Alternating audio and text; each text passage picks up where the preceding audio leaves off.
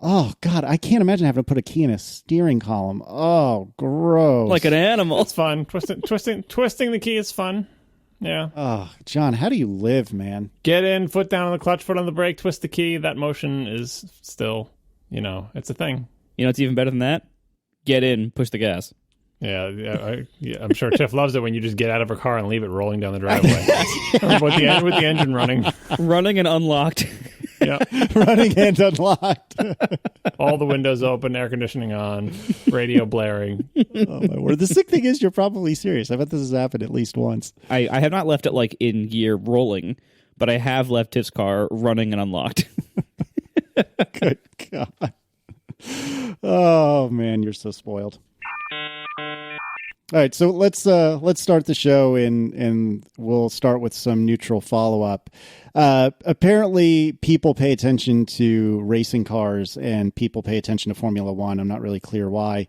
And apparently, please write Marco. Apparently, pretty much every racing car has its paddles on the wheel. I was lamenting last week that the Alfa Romeo had its paddles on the column, which I've heard other car reviewers and people like that say, oh, it always has to be on the column. But I don't really understand why, because I didn't like it that way. And I had at the same time a BMW loaner, an F30 loaner, and that had the paddles on the wheel, and I much preferred that. So anyway, a lot of people wrote in to say pretty much every racing car has the paddles on the wheel. You were right. That's where it should be.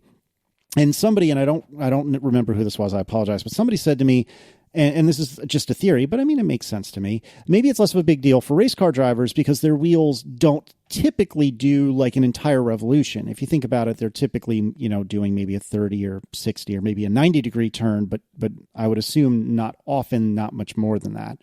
If I'm wrong, I don't really care. I was just a thought exercise, so no big deal. But I just thought I'd cover that really quickly. A lot of the responses related to this were due to me musing about what F1 cars might be, knowing nothing about F1, and I had a brain fart there. That was my bad. I was like, F1 cars, they don't even use paddles because they got all those buttons on the steering wheel. And while there is very often a button to shift into neutral, they still use paddles for everything. So never mind on that. Yeah, I did have to give the Alfa Romeo back. I was very, very sad. It pulled away, and I wept. Not really, but I was sad. And now I'm back to my my BMW. Life is rough, I tell you. God, I sound like such an intolerable piece of crap. All right, moving on. Actually, it's getting no better, as it turns out. Let's talk about our iPhone orders and our $1,000 phones. I quit. This is just going nowhere good. So I think one of the biggest things that we have learned in this entire iPhone 10 cycle is that the rumor mill is completely full of shit now. It's complete bullshit. All of it. It turned out so much of it was complete bullshit.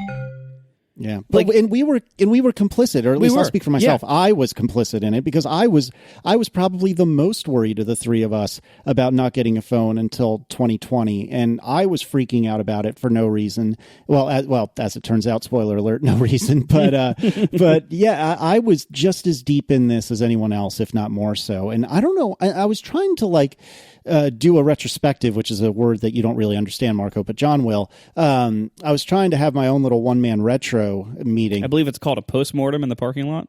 Yeah, exactly right. Yeah, so you do know. So anyway, I was tossing things into the parking lot as I was having my one person retro, and I don't really know specifically where this notion came from. I mean, I was one of the ones parroting it, so I'm guilty. I am 150% guilty. But where did we all get it in our brains? This is not just the three of us. This is the royal us. Where did all the talking heads get it in their brains that it was going to be this bad? Like, where did this come from? Well, I mean, the phone is supply constrained, and people had guesses about how many they were going to make, and there were lots of stories about part shortages. So that's what it was. It was basically like, oh, they can't make enough of those 3D dot thingies, and supposedly they lowered their standards for the dot thingies to make more of them, but then Apple said, no, we didn't do that. That's BS. I mean, at this point, the past few cycles, you have to imagine that a lot of those stories about Apple's manufacturing problems and blah, blah, blah are things motivated or not planted by competitors, but that they're motivated stories, that somebody wants to put that information out there to sow doubt into Apple's situation. Now, they don't have enough iPhone 10s to go around, just like they don't have enough of any. They don't have enough iPhone 7s to go around. Certainly not the Jet Black. There's always shortages, right? It's very difficult to tell until Apple starts reporting numbers exactly how big the shortage was. But last show, all we were talking about was, will we be able to get our phones? Forget about how many Apple sells and so on and so forth, although we did touch on that briefly. But everything was just estimates. Like that one newspaper, whatever, said it looks like they're going to have 4 times fewer phones as in previous years. Well, we'll find out when Apple reports how many iPhones did they sell between launch and the end of the year. Although they have the fiscal year. I don't know how this all works. But anyway, we'll find out. And it could be that the numbers are dead on. Really, they sold 1/4 as many as they did last year. But that's not what we're talking about here. What we're talking about here is we were all staying up till 3 a.m. to order phones. And some of us were very, very pessimistic about getting a phone anytime soon. So how did it go for everybody, assuming we all stayed up? I think it's pretty safe to say that Marco and I did. And since I've got the mic, I will say that I stayed up. My experience was slightly worse than the LTE watch. My experience with the LTE watch was stunningly good. It was the Apple Store app was live at 3:01 or something like that. I was in and out in no time. In this instance, it was typical Apple, which is to say 5 to 10 minutes late. Now, in the defense of Apple, maybe that's a aggregation issue or something to do with CDNs. I'm now outside of my comfort zone, but one way or another, it was like 3:05-ish that everything woke up. I did use the Apple Store app, and surprisingly, I heard a fair bit of reports from like Twitter and whatnot that the Apple Store app was not the pretty much flawless experience for everyone that it had been for the last few years. I had a few people say that they actually had better luck on the website, which is stunning because anytime I've tried that, it's been a disaster. But anyway, about 3:05, I ordered my phone, and then I rolled over and ordered Aaron's phone and got both of them, and they should be here Friday. So it worked out really, really well for me. To a degree that I did not expect. I did choose to ship to home. I was thinking about doing a store pickup, which I've never done before, and I know would get me my phone earlier in the day because typically UPS doesn't get to us until like 5 or 6 at night on iPhone day. But I was scared that just going through that whole process, especially when I'm unfamiliar with it, would slow me down too much and I would lose my chance. So both of them will be delivered to the house sometime Friday. So I'm working from home Friday. If you happen to be listening to this from my job, I will be here. I will be here at the house making sure that I know I'm sick. No, I mean everyone knows exactly what's happening. Marco, how did it fare for you?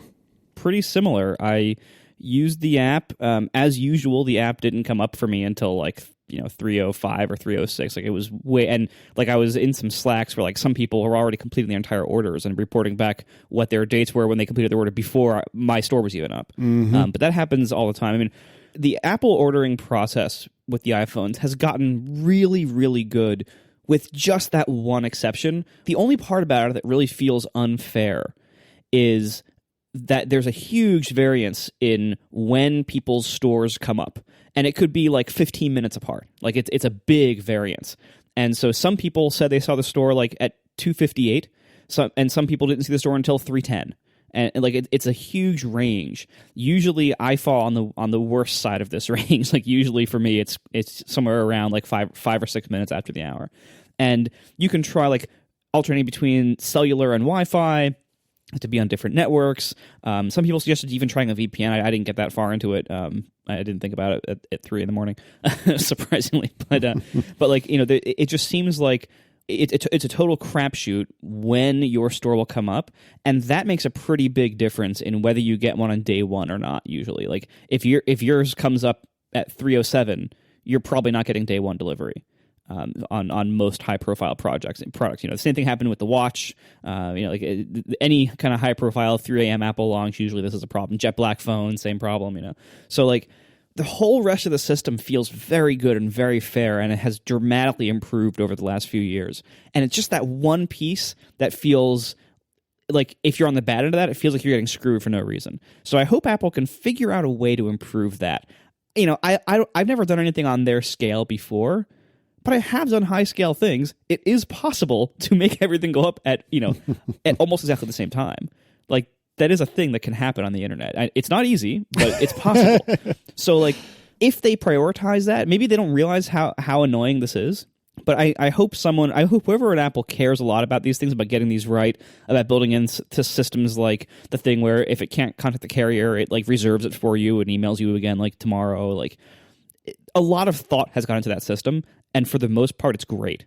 And there's just this one big glaring problem with it that I hope they can figure out a way to fix, or at least reduce that variance in CDN availability, so that like maybe everyone's store comes up in the same 1 minute instead of the same 15 minutes. That's the only thing about the system that feels unfair. A lot of it's competitive, a lot of it's cutthroat, but all of it feels fair except that.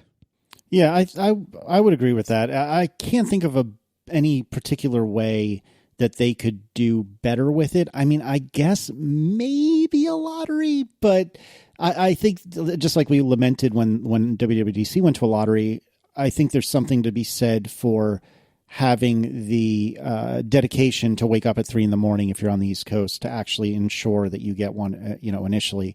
In the same way, it rewarded, WWDC rewarded the people who had like 7 different notification strategies in order to know when tickets went on sale. And maybe a more fair answer would be a lottery, but if not that, I think you're right, that this is as fair as it can get with the CDN propagation issues notwithstanding. And the thing is, like a lottery, like a few people suggested that. I think it's such a more complicated thing than WWDC tickets. Like, first of all, you're talking about like allocating 5,000 conference tickets versus 10 million phones. Like, so there's a pretty big difference in scale. Yeah. And of course, the phones are tied to carrier things and have to be checked out with carriers. And so the phones are way more complicated than WWDC, and there's way more of them. So the same system doesn't necessarily apply. Again, I think the system they have, I agree with you. I think it's fine. They just need to fix that one thing. Anyway, so all that being said, I did wake up at 3 a.m. I did place an order successfully for my iPhone 10 on day 1 delivery. I didn't do store pickup, just a delivery. Store pickup is fine, but you still have to wait in such a long line for pickup on day 1. Like if you're not day 1, and you do pick up at the store, it's much faster. There's basically no line or a very short one. But on day 1, you're waiting online just like everyone else. You're just waiting on like a different roped off section of the line if you have a reservation, but you're still going to be there for like 2 hours. So I'm looking forward to it. Anyway, just to conclude the rumor mill thing before we leave this topic, in general, the rumor mill has gotten so much wrong since about a year ago or so, when there was a rumor going around that one of Mark Gurman's big sources was like escorted out of campus very publicly. I don't know if that was true or not, but it certainly does seem like there's not a lot of leaks out of Apple anymore. And by far the most credible information we got about the iPhone 10 leaked out of Apple itself. In their 2 software leaks, it didn't leak out of anywhere else. Like the rumor mill was basically, empty. All they were doing for the most part was reporting on what Apple accidentally leaked. Almost everything else they reported ended up being BS. Like now, as we're getting more information about the phone, people are using the phone, we're hearing more from Apple executives, like on the record stories and stuff. It certainly seems like the entire like Touch ID under the glass thing was completely false. That there are now multiple Apple executives directly stating that in interviews, and I'm inclined to believe them. I don't think they would lie about that kind of thing. I think that it wouldn't serve them at all to lie about that. We're now hearing things like that like the like Face ID having issues and everything. Those are probably BS too. The component thing having adjustments, Apple directly called that out and denied it, which they never do for things like that. Like that's unprecedented, for the most part. So that also I'm inclined to believe, because they so rarely ever comment on things like that publicly. So like that was probably BS. It seems like anything that was about supply being super short was probably BS too, because here's the thing. Right now, so everyone, us, other podcasters, tech podcasters, the rumor sites, we were all expecting this to be a massive backorder situation. We were saying on this show, like, 2018 isn't that far away. We were all saying, like, we would be lucky to get it, waking up at 3 a.m., we'd be lucky to get it by December. And then, it won't be too long before it's 2018. Well, guess what? Right now, today, as we record almost a week later, the latest estimates say 5 to 6 weeks. That's mid-December. A week later, you can still order it and have it come this year, and this year's almost over. So, like, that's pretty good. So one of 2 things is true. Either there is way less demand for this phone than anybody thought, which I think is pretty unlikely. Or most of those reports about there being incredibly short supplies and everything are wrong. So and that just adds even more to the pile of rumors that were wrong about the iPhone 10. Like, we heard so many. Everything about the software we heard was wrong. Like, everything about the home indicator situation, the home gesture, that was all wrong. Like, we heard so much wrong stuff about the iPhone 10 that really this has been a bad year for the Apple rumor game. And in some ways, it's kind of like, good riddance. It was getting a little bit too good. I feel like it was starting to get like a little too spoilery on a lot of the new products. I'm saying this here not only to call them out, but also to kind of help the world, help me remind myself when I get caught up in talking about these rumors, because I too, like you said, Casey, I too have been totally complicit in discussing these rumors as if they were almost a sure thing, or if they were a sure thing, because for so long the rumors were that good. Like, for so long, in like the heyday of Mark Gurman, like 2 years ago, they actually, like, they were getting every detail of every product. Like, they were nailing so much before the release. It was actually really unfun. It was kind of fun to be a commentator, but it was unfun to like watch the events and just see them unveil the things that you already knew about like 2 months ago, in great detail, no less. But we all of us commentators and Apple fans and readers of these sites and followers of the Apple news, we all have to now readjust from that time, that now we have to probably assume that most of the rumors that we're hearing are wrong, rather than assuming that they're right and then figuring out later that some of them are wrong. Let me do the opposite of helping you, Marco, and say once again that I generally disagree with your assessment that the rumor mill was off. Before Apple's leaks, we knew all-screen OLED phone with Face ID. Face ID leaked so early before any software leaks. And yes, there were tons of reports about details that were wrong. And yes, Apple's exec said, we committed to Face ID and we never really spent any time trying to do under the screen or side things and stuff like that. That's all well and good, right? But there's always a certain amount of noise. So even before Apple software leaks, which were massive and gave us huge amounts of totally verified, real information, even before that, we knew almost everything about this phone. What it looked like, the shape, the size down to the millimeter, the orientation of the cameras, how many cameras there would be, the fact that it would be all screen, the fact that the screen was OLED, the fact that it would detect your face, and that's how you would unlock it. Everything else is details. I think that still, for these phone products, it is impossible, so far, for Apple to actually keep anything like this secret. There was a lot of BS and misinformation, especially the stories, and we've said this at the time we were discussing them, where they're like, Apple's considering, using whether it's going to have Face ID and it was like a month before, or whether it's got Touch ID on the screen, it was like a month before an intro announcement. It's like they're like displaced in time, where maybe this was true a year and a half ago and we're just hearing about it now, but always the rumors, especially on a lot of the rumor sites, are phrased as if it's happening now, and it's nonsensical. Who is it? Dan is his name? Dan Riccio? I don't know how to pronounce his name. Something like that. I'm pretty sure you're right on the Dan part. It's Riccio, I think. Yeah, one of Apple's people was in a press thing, and he said that they had locked the design for the iPhone 10 in November. That's November of last year, right? Not now, November 1st. Not today. Yeah, they had locked it a year ago, right?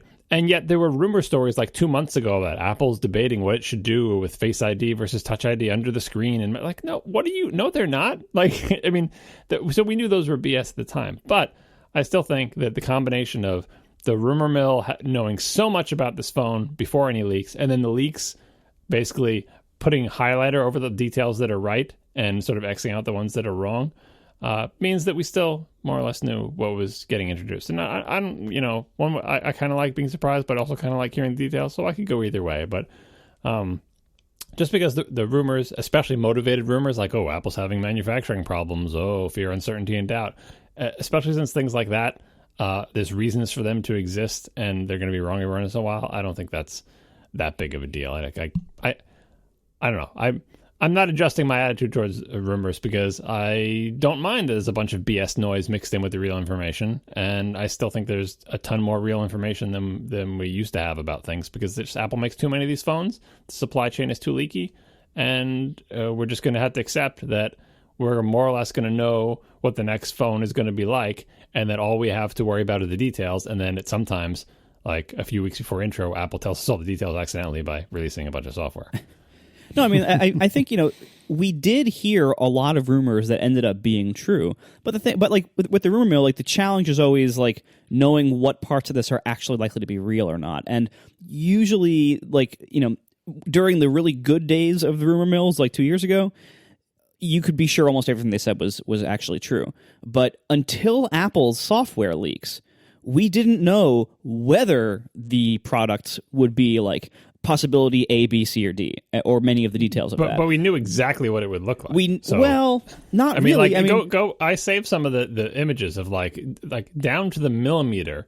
When people were selling cases for it, we knew what this thing would look like. There were still questions like, I can't tell if there's Touch ID under that screen. Can you? Right?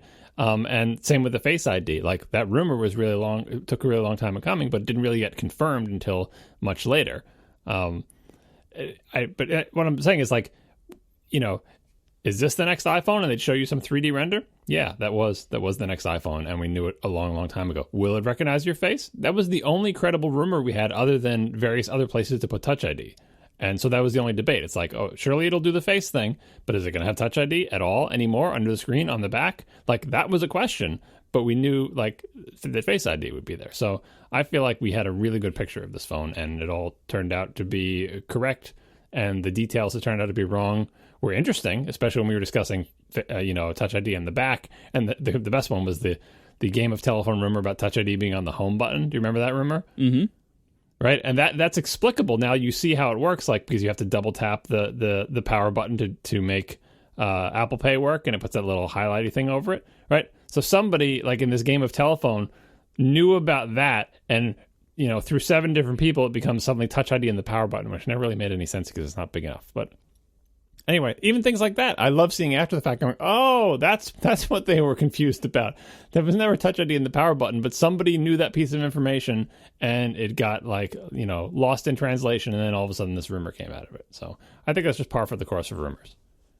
I don't know. I feel like the rumor mill was so sketchy, and then around the time of the lost iPhone 4, I think sources got really good, and then in the last year or so, like I think Marco had said, sources have been not as good, because I feel like we knew even without software releases, we knew exactly what this stuff would look like to the pixel, so to speak. I understand that's a terrible analogy, but now if it wasn't for software releases, we know the broad strokes. You're right, John, but I don't think without the HomePod debacle, we would have known as specifically as we have in prior years. But I don't know. I don't think it's broad strokes. Like we didn't have, if it wasn't for that phone left in a bar, we wouldn't have known exactly what the iPhone 4 looked like until somebody found one. But we knew exactly what the iPhone 10 would look like. Maybe some surface details we didn't know. I feel like the iPhone 8, we didn't have really good grasp on surface details, maybe. But when you have millimeter perfect,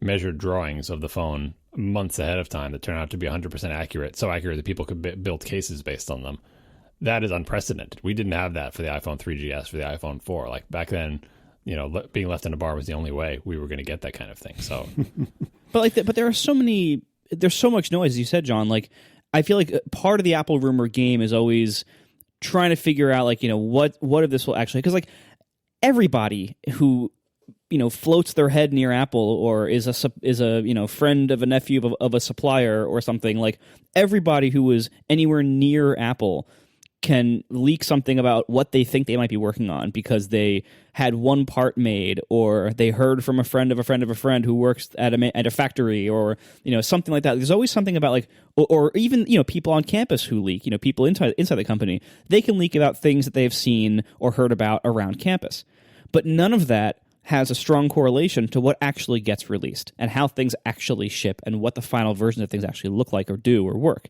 So the challenge of the rumor mill has always been, okay, you have all this information, 10% of it is true, but you don't know what 10% until the event, right? And that part has reverted back to as bad as it used to be. That part was better 2 years ago, and that part is now back to where it was 10 years ago, and which is basically all over the place and not that useful. So that's what I'm saying. Like it's not that we won't have seen many of the details ahead of time, but we won't know which of the details we've seen are true and which will ship, and that's the kind of thing that used to leak a lot better than it does now, and that's what I'm very happy about now. But again, that's also what I need to now adjust myself to, by default, disbelieve rumor sites rather than by default believing them the way I've been doing the last 2 years. Yeah, I don't know if you want to change your defaults, but maybe just make a setting.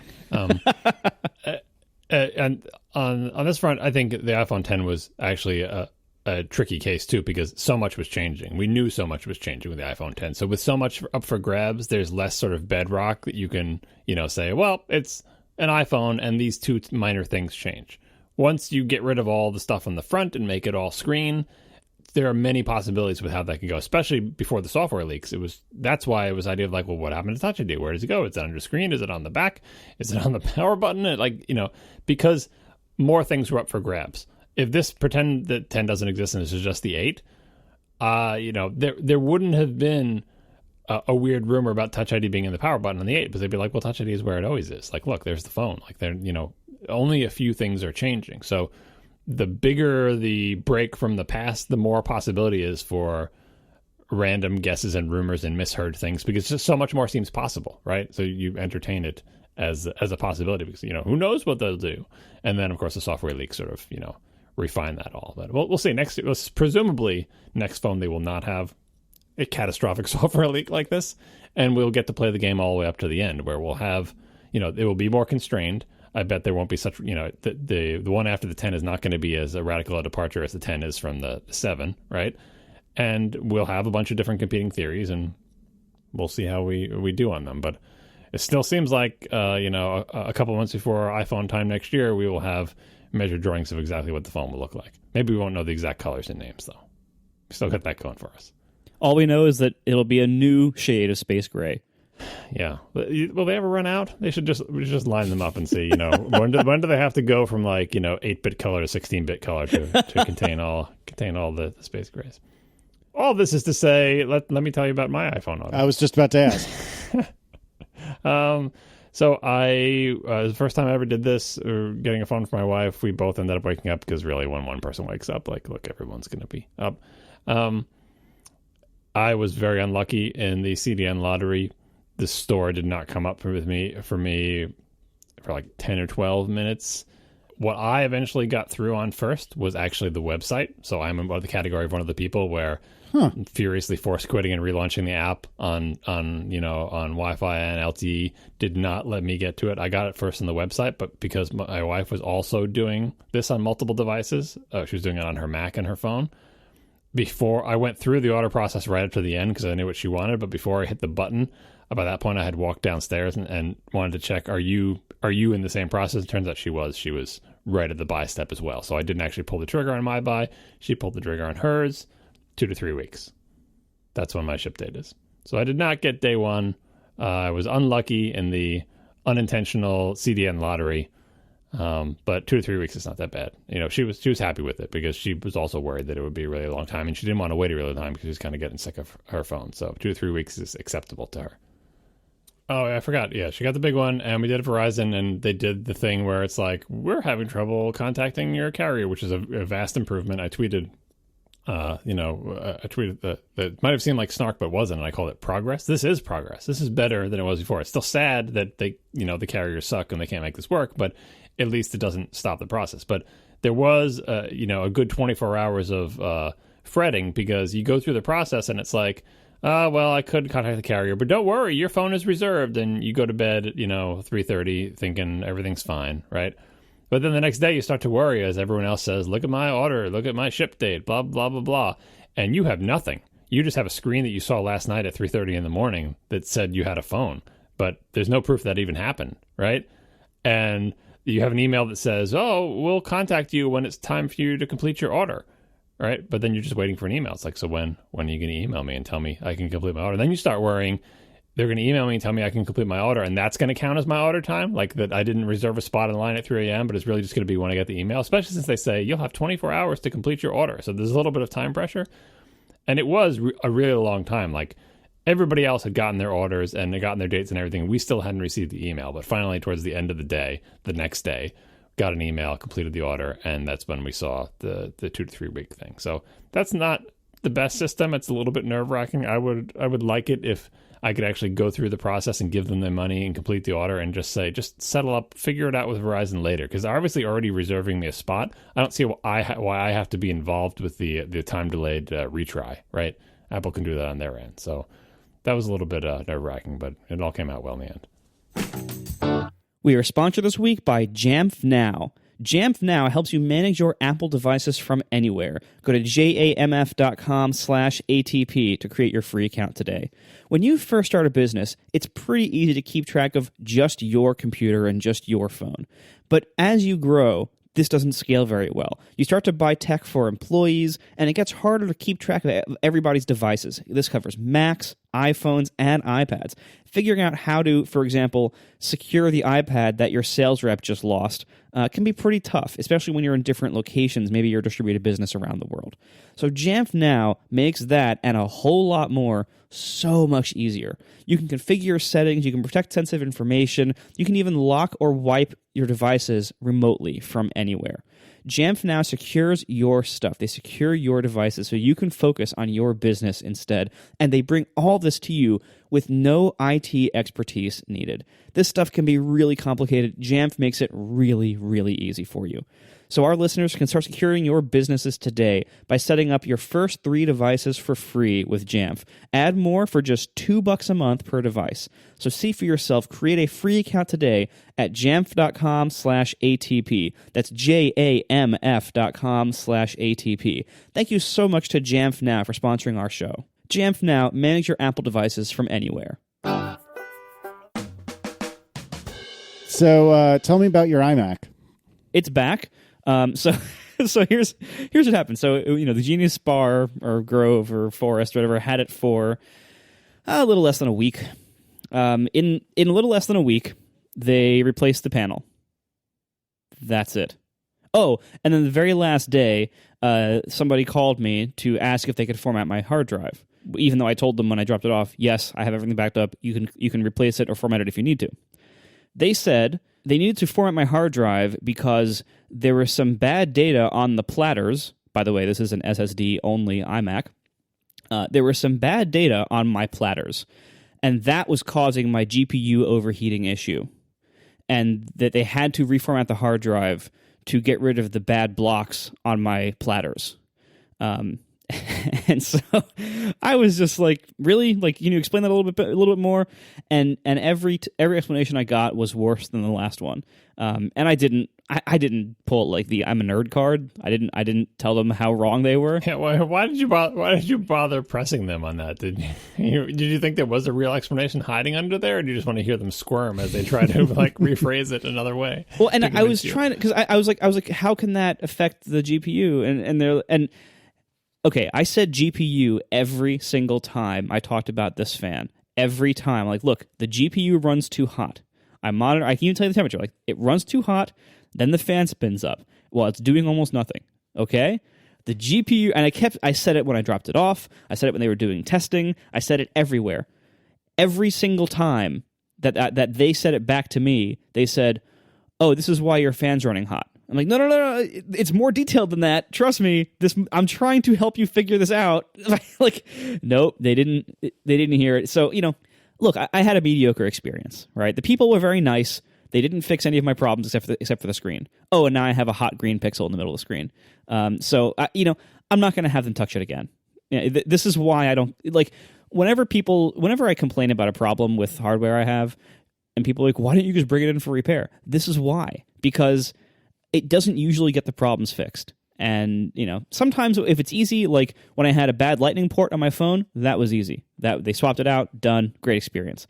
But when it's like a nuanced issue with a desktop computer, I had to haul it there, go without a desktop for a week, get it back, put all my data back on because they formatted the drive for no reason. Fan still runs too fast when the GPU runs hot for no apparent reason. It wasn't bad data on my platters and my SSD. Surprise, surprise. And so, I appreciate that they tried. But this is why I don't do this usually. I usually take the opposite approach where I feel like once the seal is broken, once I've gone to and from the store once, I'm going to continue to go back until, as John Roddick would say, I get satisfaction. That's why I brought my Thunderbolt display back 3 times. So if they replaced the screen and it came back with a hot green subpixel, that would go back immediately just for the screen. But it's like, look, I've gone through this hassle to get the screen. I'm going to keep going through it until I get a perfect screen back, unless there's some policy about them not doing it. But I don't know the deals. But I would try, right? And my attempt to explain the erasing of the disk, like maybe like the cutting the ends off the roast reason behind this poor person trying to explain to you why they want to erase your hard drive. I have had many times in the past problems that make the computer do weird stuff that have to do with like corrupted libraries somewhere, right? So like some sort of file on disk does not checksum correctly. It has the wrong data in it. It is, who knows why? Like HFS plus errors, could actually be a hardware related failure. Who knows? And you say like, well, why would that manifest in the GPU getting hot? There's enough tiny little things all over the place, loadable pieces of code and various library files and stuff, that it's possible that one of them could be loaded and only a certain code path hits the corrupted part, and that causes it to crash, and then it immediately relaunches, and that happens over and over and over again, and that causes some subsystem to work harder than it should because it's basically, probabilistically constantly crashing depending on when the code path that hits the corrupted part of the library is hit. And you don't see that, except maybe in a console line somewhere if you're lucky, and that would cause temperature to go up. So that's my most charitable interpretation of why there might be a legit reason for them to erase your disk. Although that's why a lot of people say, I did a combo updater and it fixed everything. Like just reinstalling the OS often fixes it too, because it'll replace that library with the correct version of it again. Stuff like that has happened. It probably doesn't explain a temperature-specific thing. I would expect to see more crashes or whatever, but I'll bet that issues like that are one of the reasons why they routinely want to erase your drive, just to reduce the number of variables, essentially. Like, they should have just said, we don't know, but we're out of ideas, and this is always the last thing we try, and sometimes it fixes it, so it's worthwhile. And so they did it. Okay, so we had somebody write in who is an anonymous AppleCare advisor, and they said that they were servicing a 2017 MacBook Pro 13-inch for spacebar that stopped functioning. AppleCare had determined the issue was related to accidental damage and therefore was not covered under warranty. They held their MacBook Pro for a requote price of $475. Holy smokes. Although the customer disputes prying the key off in an effort to fix the issue herself, I don't doubt that she probably did. The point is, our customers would have no reason to try and perform surgery on their brand new laptops with their car keys if the keyboards worked reliably in the first place. $500 to fix this keyboard, that is bananas. I thought this was a good story because it shows just how things can go wrong. Thus far, we've been talking about it like, oh, we don't really know what the reliability issue is, but these things are all still under warranty, and eventually they won't be, and it will be worse. But this is, this is an example of good Apple customer service in the end, but sort of a trap for customers. Like, if this happens to you, you get a new laptop and the spacebar stops working, and you decide to try to pry the keycap off. Now, maybe you're just frustrated. Maybe you're impatient. Maybe you don't want to bother taking to the store. Maybe you've pried the keycaps off past Apple laptops and have fixed it yourself by blowing stuff out or whatever. But either way, if you do this, and when you do with these new keyboards, there's like no way to get it back on successfully. Like, you're doomed. Prying off the keycaps is not a thing you should do. It's not even a thing that Apple repair centers do. That's why they have to replace the whole top of your computer, right? If you do that and then bring it into the Apple store, they're going to say, well, I see your problem. You pried off your spacebar.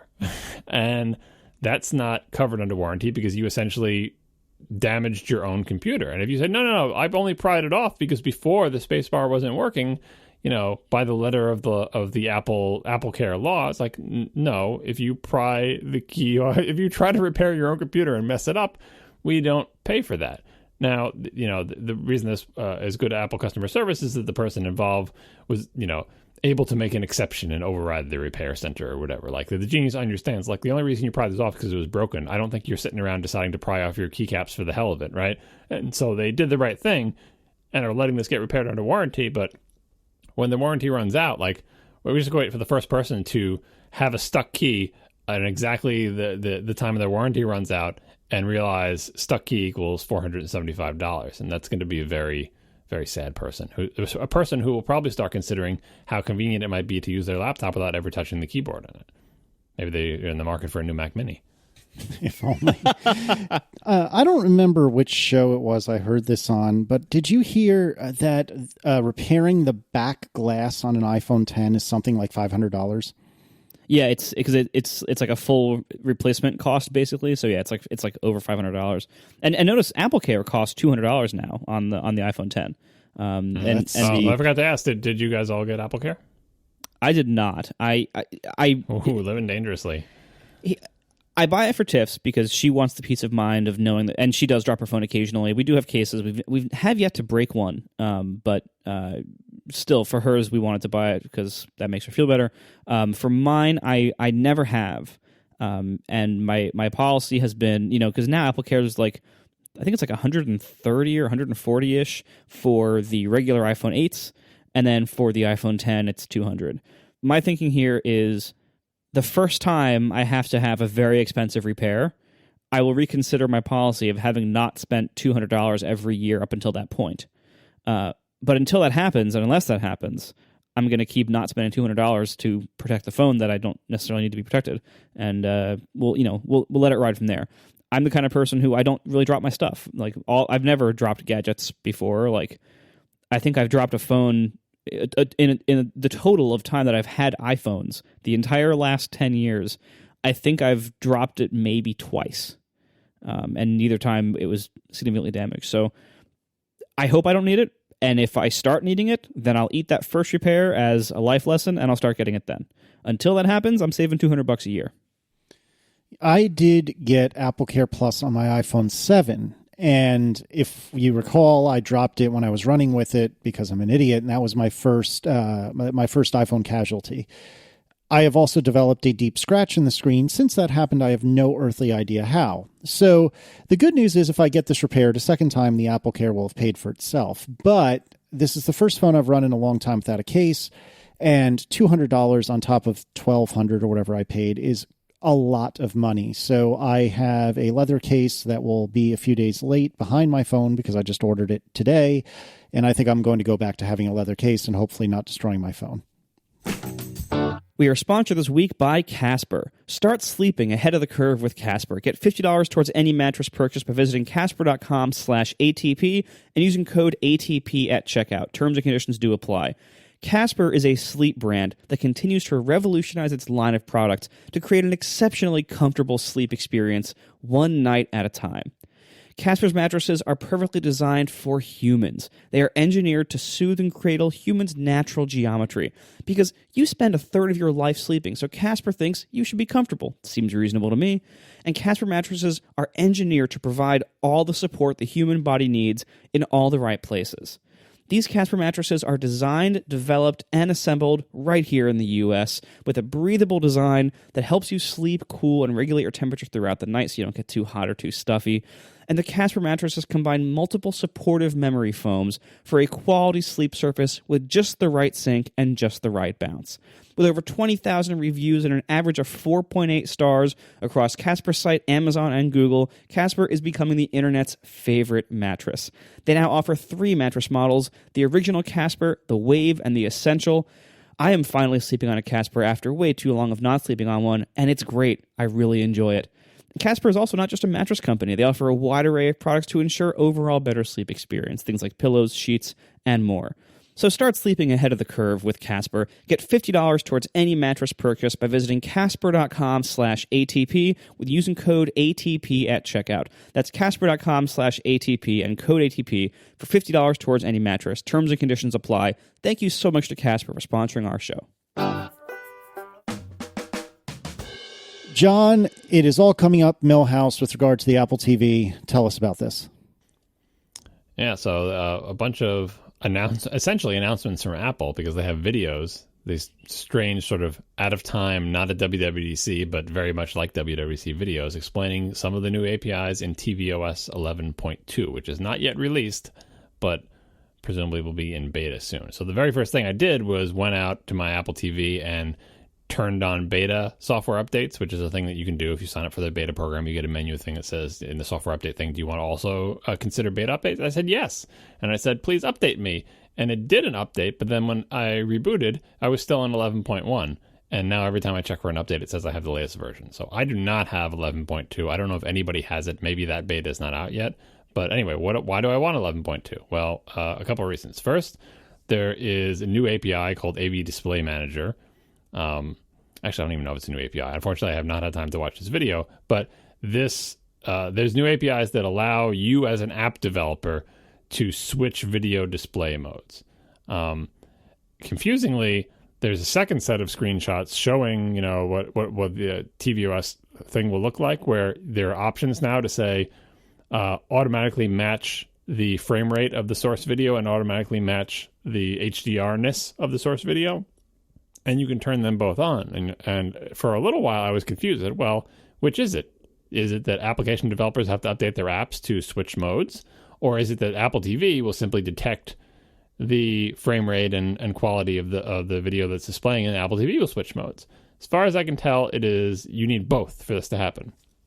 Developers need to update their apps to use the new API, and the new API won't actually switch your mode unless the preference is set in your Apple TV to say, hey, if an application says that it wants to change the mode to 24 frames per second or whatever, or some multiple of that, allow it to do it.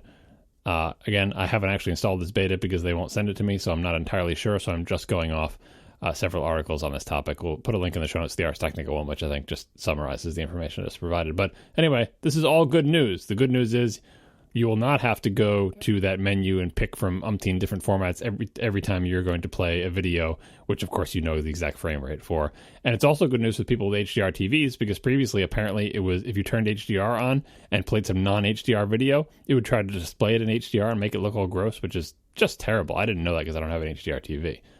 My only fear now is that these features will come and they will be 4K only. Not Apple TV 4K only, but will only be available if you have a 4K television. Because right now, I can't tell the Apple TV to output at some multiple of 24 hertz to my television, because I have a a non-4K television, and I don't have a 24 hertz option or any multiple thereof, which is a shame. If you have a 4K TV, you do. I'm hoping all of this mode switching and everything is not confined to 4K like these other settings are. So we'll see, but I'm excited by it. Things are going in the right direction. All right, let's ask ATP. Drew wants to know, what do you recommend for antivirus on High Sierra? Don't run it, don't know. Yeah, I had someone ask me this at work too, and the reason I put this question in there is this is a surprisingly common question, especially for new Mac users. What should I get for antivirus? My answer to all these people is, do not install antivirus software on your Mac. Now, maybe that sounds terrible, and maybe people think I'm an old fogey, and really in this modern day and age you need antivirus software and blah, blah, blah. But from my experience over many, many years being forced to run many different kinds of antivirus software at work, I hate all of them, and all of them made my Mac worse. And at home, I have never, ever, ever, ever run antivirus software on my Macs, and as far as I'm aware, I have never had any problems with viruses. So my recommendation is, do not run antivirus software on your Mac. It's all bad. Marco, any other thoughts? I think exactly what John says, minus the work experience part. But yeah, I mean, at this point, I would say that antivirus software on your Mac, I think, probably is a bigger threat of itself being malware than any malware that you would find. And even when it's working correctly, not that it's malware, but it messes with your computer. It makes it slow, it makes it annoying, it makes things not work that were supposed to work. The headaches you will get from the antivirus software itself far outweigh the supposed protection. And honestly, it's not going to protect you anyway. The real question is, just find a longtime Mac user. Maybe not me, 1984 Mac user, but humble brag.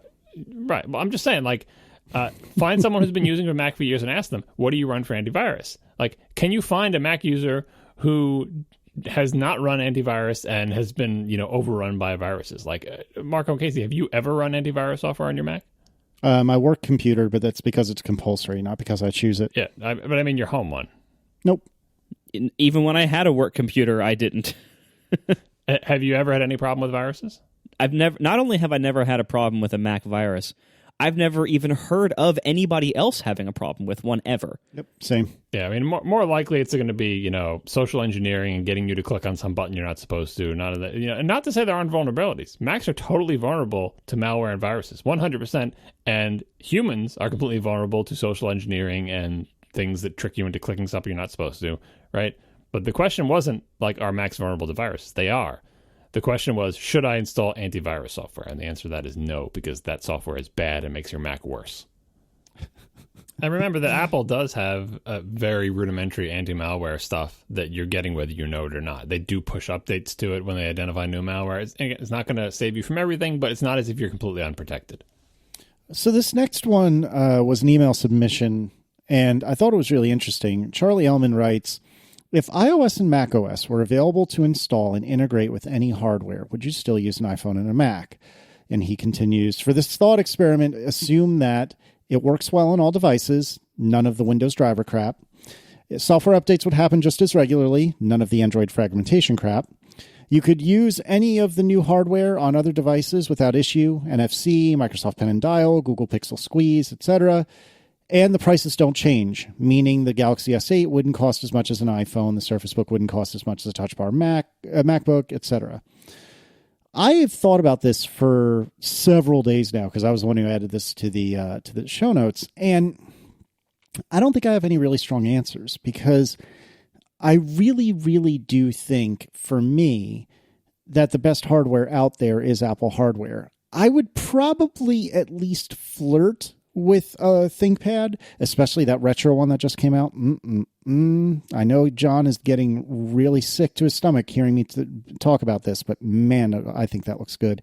But anyway, I don't think I've ever seen a phone that I've longed for, and I don't really ever see computers that I'm terribly enthusiastic about outside of what comes from Apple. And I don't know if I'm just if it's Stockholm syndrome at this point or what, but other than maybe a ThinkPad, I don't think there's anything. But what about you, John? I would definitely use non-Apple hardware because I would get basically the modern equivalent of my 2008 Mac Pro. I'd get a big computer with room for lots of stuff inside, including a really big gaming video card. And Apple doesn't sell anything like that. So I would have gotten that long ago. Like, that's what I'm waiting around for is that, a Mac Pro that I want to buy. If I could get third-party hardware and run macOS and not have to deal with any of the, Hackintosh stuff or whatever, yes, I definitely would. For phones, I also have never seen a phone that has made me think I would rather have that hardware than my iPhone hardware. Even if it's down to something like mini USB versus Lightning, that was no contest. And USB-C versus Lightning, I think I still kind of prefer Lightning. So I don't think there's any phone hardware that would tempt me. Especially now that we have like the 6 and 7 size phone, and we'll see what I think of the 10 when it gets here. But for my desktop Mac computer, in the absence of a Mac Pro that suits my needs, I would definitely be running third-party hardware. Marco? I've never seen another phone that I actually thought, like, I would like to stop using my iPhone and go use that, please. It has never come close. I was very impressed when I saw the... what is it? The Samsung, the S8, the one, not the Note, but the one that came out like 6 months ago that was edge to edge ish, like that one. I was very impressed when I saw that, but it wasn't so compelling that I want to lose everything I know about the hardware. Now, this is a great question in the sense that it assumes that we can still use the software that we like, all the Apple software, because that really is like, that's what matters more. Like, ultimately, I would take Apple hardware that makes me miserable before I would leave Mac OS and iOS for the alternatives. So it's a good question. For the phones, yeah, no way. For tablets, no. For laptops, maybe. I think I might consider using PC laptops, especially... Oh, you absolutely would. After all this kvetching about the keyboard, you absolutely would go to a different laptop. Well, PC laptops are kind of ugly, though. Well, I don't care about the look so much as the functionality for me, because so I'm very happy right now with just having an older Apple laptop. In the future, when that plan becomes untenable, I hope their modern ones at that point again are better for me. Then I'll just switch to the modern ones, or even if they're not better, maybe I'll just want to suck it up and deal with it, so I don't have to like mess with Hackintoshes or old laptops or anything else. But if I could like run Mac OS perfectly well on something better from the PC world, or at least better for my preferences, sure, I would consider that. There isn't a lot out there that's honestly that much better. It's very similar to when I mentioned a couple episodes ago how like reviewers always positively review like whenever there's like a new Surface Book, or whenever there's like a new Google phone, new Nexus or Pixel phone, like the reviews are always really positive, and then the reviewers don't end up using them. Like they're like, oh, this is a great phone for somebody else, and then like they switch back to their iPhone and their MacBook like the next day, right? And so like it with a lot of this alternative stuff, it's hard to get good quality long-term reviews. And oftentimes the long-term reviews are a lot less positive than the initial ones were. So it's hard to really know as somebody who admittedly does not try, non-Apple hardware almost ever. It's hard for me to really know how good other stuff is. But certainly I would have an open mind to it. And on the desktop, similar to John, right now Apple doesn't make what I need. They said they're going to, so I hope they do. Unlike John, I don't need my Mac Pro or my Mac desktop. I don't need it to be a standard tower with a whole bunch of like card slots for gaming cards or drive bays or anything else. I don't actually need that. The trash can Mac Pro would have been great for me if they just updated it. Like that would have been great. They didn't, which is unfortunate. But like if they could just deliver me that with not the overheating GPUs issue, maybe deliver me that with modern internals that can drive a 5K display, and that would be great. I would love that. Not a lot of other people would, but I would. So I'd be totally fine with that. But in the meantime, they don't have that, and I don't know when their new Mac Pro is coming. I assume that it's hopefully next year, hopefully in the earlier part of the year, but I really have no idea. So desktops, I would use non-Apple hardware because I feel like that's where it would matter the least that I was using non-Apple hardware. Like you're not touching it really. You can use someone else's screen and it's not that bad. It wouldn't be that big of a deal to use someone else's desktop. Especially if you build a tower, it's under your desk, you barely even see it. But yeah, it's a cool question. I like thinking about this. It kind of prompts you to like look around the PC and Android worlds to see what the alternatives even are. But ultimately, I don't find a lot of them very compelling. It would be kind of interesting to build my own computer again. I used to do that. I used to build my own PC, and I really enjoyed that hobby. That was a really fun hobby. Yeah, I agree. It would be kind of interesting to see like what that's like now. From the little glances I've seen here and there from people posting about it and stuff, it doesn't seem like it's that different. It seems like most of it is actually about the same. Just like now there's been like 5 new versions of ATX since then, but like it's still like fairly similar. Now I think everybody water cools now. Before, back then it was much more of a specialized thing that most people didn't do. Now water cooling is much more common, and there's a lot more blue LEDs, which I would not consider a feature. So it would be kind of fun to build computers again, but ultimately, if Apple gives me a really nice Mac Pro, I'll be pretty happy with that. I forgot to address laptops because I don't like laptops, but if forced to pick a laptop, would you, stick with the Apple one? I'm in a bind because I think all the laptops except for the Microsoft ones, I find them less pleasing looking than the Apple ones, and that makes a difference to me. And it's not like you can build your own laptop like you can with desktop, right? So you don't have as many options there. But all I've heard about the Microsoft laptops and their, transformable tablets and stuff like that is that they have all sorts of weird reliability problems and durability problems with the fabric and everything. Like that line of computers is the most appealing to me, but I would be wary of actually buying one for myself because of all the reliability problems I've heard for the Surface Book. So, unlike Casey, I don't have a thing for the ThinkPad, so I just don't think there's a lot of laptop hardware out there. Although, if I was forced, I would probably still just grin and bear it and get an ugly PC thing just so I could have ports and battery life and all the things that we've complained about a million times. I will say there was a really nice segment on Back to Work about, I think it was last week's episode. Microsoft reps offered to send Dan Benjamin a Surface Book. I'm honestly, I don't know. I can't tell you which model. Some kind of Surface Book to just try out. Something that could be a tablet and a laptop. I think, can they all do that? I don't know. Whatever. Anyway, they sent him one to try out, and he talked about it on the show, and the discussion was very, very good. Dan is somebody who is mostly an Apple person, but he has recent PC experience also. And so to hear his impressions of the Surface Book were very good. And overall, to spoil it, overall his impressions of it were pretty positive. So it's worth hearing that to know, like, to have kind of a glimpse into the other side of like what it's like when a mostly Apple person talks a lot about a modern, nice Windows laptop, and especially like hearing about like what it's like to have crossovers between tablet mode and being able to have like a pen or touch input in a desktop OS. Dan came out of that basically saying like Apple should have something like this for Mac OS. And if you're a really big fan of the iPad, you probably shouldn't listen to this episode. but I think there's a lot to consider there that they bring up. So that's worth a listen if you're interested in this kind of stuff. Finally, Tim Walker wants to know, any thoughts about Apple firing an engineer after his daughter posted a hands-on video of the iPhone X on YouTube? So the chief summarizer-in-chief hat is on.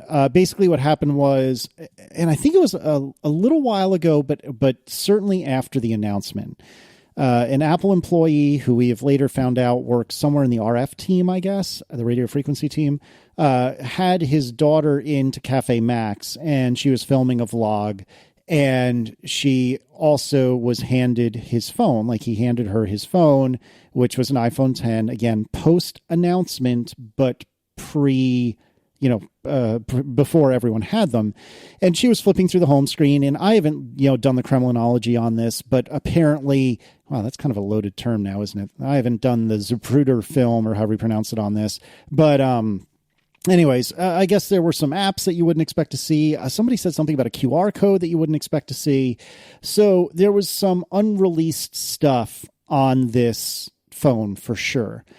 Well, this video somehow or another got popular, and I say that only because the young woman who had filmed it and put it on YouTube had said, I have, in so many words, I have no followers. I don't know how this became popular, et cetera, et cetera. But somehow or another it did. And they have since fired her dad. They fired this engineer. And, Tim Walker wants to know, well, how do we feel about that? And my initial reaction was, man, that's kind of crappy, because the thing was already announced. Everyone knew what it was. Like, what's the big deal? But then I found out, well, there was some unreleased software on there. And, maybe this QR code thing, and I guess there may have been a code name or two shown on the screen at one point or another. And that made me less confident that Apple was being a bunch of jerks. And then I was reminded of when, Marco, you and I went to Apple last year in 2016. And we went to IL1 or 1IL. I always get it backwards. We went to the main building, and then we went to the theater that they would occasionally do product announcements in. And there's a Steve Jobs quote outside the theater, and I think both of us, or certainly I, took a picture of it, put it on like Instagram or something like that. And one of our mutual friends who works at Apple actually privately wrote me and was like, "Who was letting you take a picture on campus? That's BS." And the picture was of a Steve Jobs quote. And he was genuinely perturbed that this picture was taken, much less posted anywhere. He was perturbed that my escort had allowed me to do that, which I think is kind of freaking ridiculous. But I tell this story to just emphasize how deep this lies within Apple employees. And so in the end of the day, I think, you know what? The dude knew the rules. She shouldn't have been filming in the first place, and definitely should not have seen pre-release software. If it was just that he handed her the phone and it was off, meh, I don't see that as that big a deal. But since apparently there was some unreleased stuff on that device, that changes my tune quite heavily. Marco, how do you feel? I come down a little harder than you, but nearby, basically. None of us have ever worked at Apple, and this is, internal hiring policy stuff that, and it's hard to say what should or shouldn't happen based on what we know from the outside of the situation, because we obviously don't know everything, because we don't work there. We don't know this person. We don't know everything that was inadvertently revealed on that video or could have been revealed, or what the policies exactly are written. Apple's not that keen on sharing things like that with the public. So, but we, I can say that when we were there, the last thing I would have ever thought to do was shoot a vlog. I can't even imagine. To me that just shows a severe lapse in judgment. And not of the woman who was vlogging. I mean, she wasn't the employee. Her father, who was permitting her to do this and bringing her into campus, knowing she was doing this, like that. He's the one who has the poor judgment here. Whether it's against the rules as they're written or not, I don't know. I don't know what the rules are. I would never assume that would be okay, and I don't think anybody should be surprised that he lost his job as a result. To let somebody in, and you said that maybe it wouldn't matter if the phone was off. No, I'll go even further. The phone was not out yet, and the press embargo wasn't even lifted. Like, reviews hadn't even been permitted yet. To bring someone into campus as an employee and to permit them to shoot video of your running phone, of this non-publicly available phone, I think that's common sense that would be a problem. Yeah. And that's not even considering that it was allegedly running internal software, which is another problem. But even if it wasn't running internal software, I think allowing someone to shoot a video, first of all, to shoot a video inside campus at all and publish it, like I had lunch at Cafe Max. It was amazing. The last thing I would have thought to do was shoot a video and post it. Yeah. Like, even though we weren't, as far as I know, we weren't seeing anything secret, but like, still, it's like, this is like the interior of the campus. Like, it felt incredibly privileged to be there at all. And I didn't want to get myself or our hosts in trouble. So the last thing I would have thought to do would be to shoot any kind of video or like take pictures of people in the cafe or anything like that. I too took a picture of the quote on the wall in that one room, and because it was a press area, I decided this is probably safe to post to Instagram, and I did. But that was the only thing that I took a picture of there. Like, that's the only memory that I have a record of that trip, because I was too afraid to take my phone out for any other reason, and I didn't want to get anybody in trouble, and I assumed that it would get people in trouble if any of us took photos and posted them online. So this should have been common sense, and I think to most Apple employees it is common sense. And so if somebody didn't see that as common sense or had a bad lapse in judgment and lost their job as a result, I honestly don't think that's that much of a story. Yeah, I don't think these people need to use common sense, because every employee gets training with regard to with secrets and stuff, right? It's not like Apple just allows this to happen through osmosis and culture. You get told when you're hired by Apple, here's what you can and can't do, and all sorts of guidelines on how to be safe and blah, blah, blah. And this is clearly a thing that you're not supposed to do, and this person did it. And not only, and sometimes they're like, well, is it a zero tolerance policy? One strike and you're out? Like, isn't there, okay, you made a mistake, but maybe you're a new employee and don't know. I'm not sure what their policy with that is, but in this particular situation, whether it was the first time or not, it was not the type of thing where it's like, all right, well, you took someone on a tour and you let them take a picture, but then you had them deleted off their phone, or you let them take a picture, but then it never left their phone again.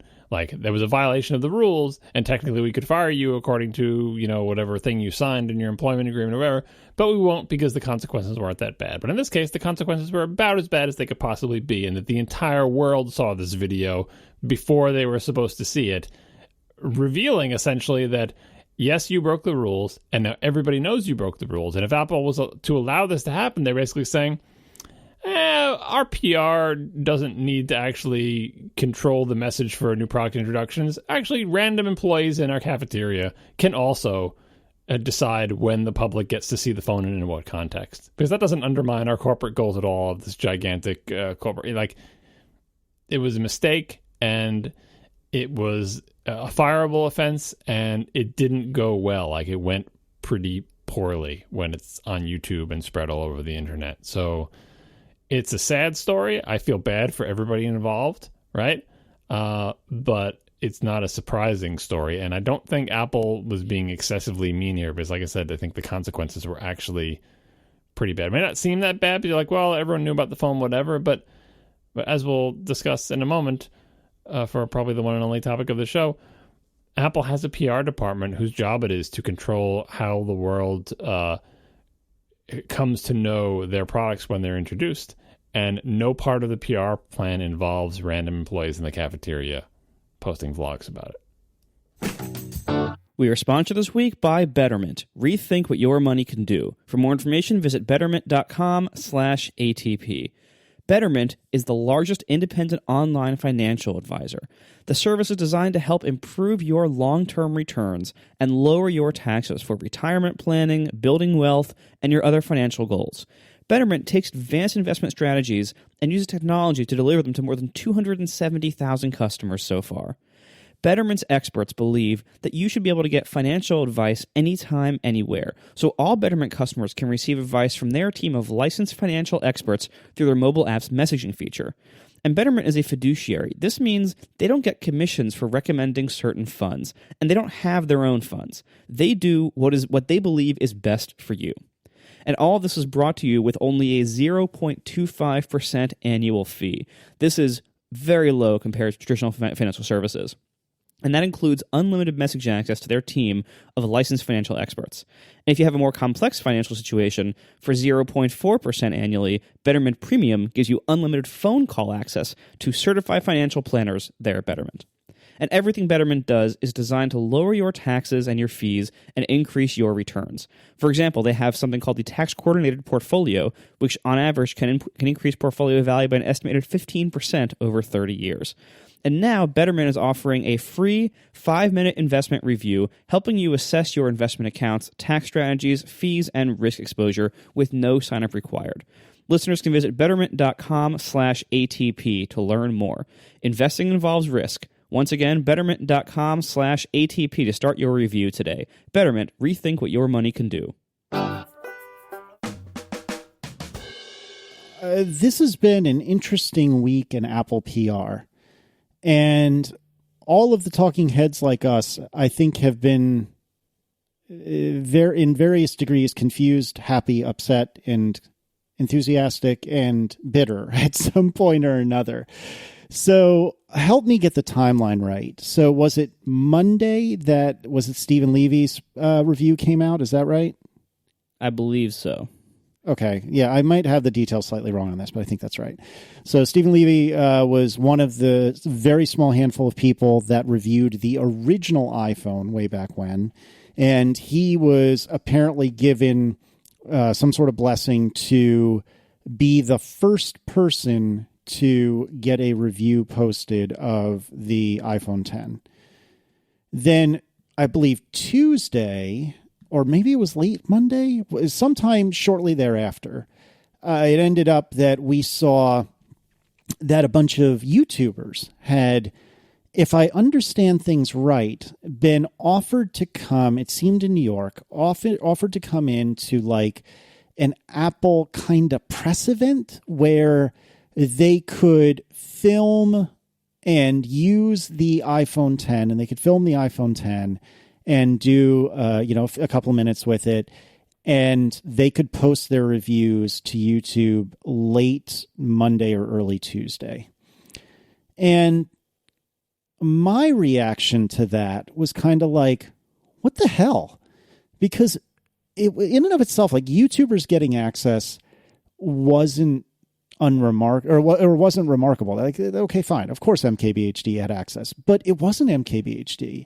It was people that I had never heard of, which, to be honest, is actually probably a good sign, because I don't know who any of the popular YouTubers are. But it was surprising to me because I'm at least casually aware of most of the popular tech-related or tech-adjacent YouTubers, like MKBHD, like Casey Neistat, and people like that.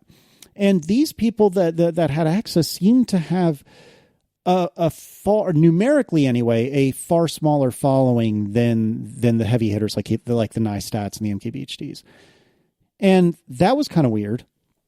And naturally, I was a little, maybe offended, that's probably too strong a word, but I was a little like, man, why didn't I get a chance at this? Like, is podcasting not a thing? Does that not count? I gave up on that long ago.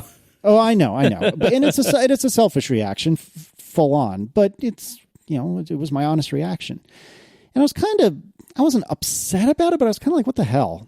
And then I talked with Joe Saplinski and Matt Alexander.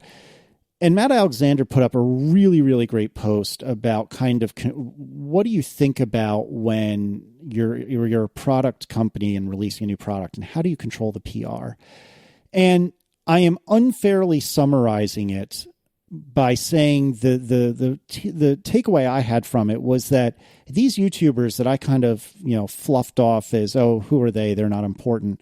They're actually quite important just to people, to circles that I don't pay attention to.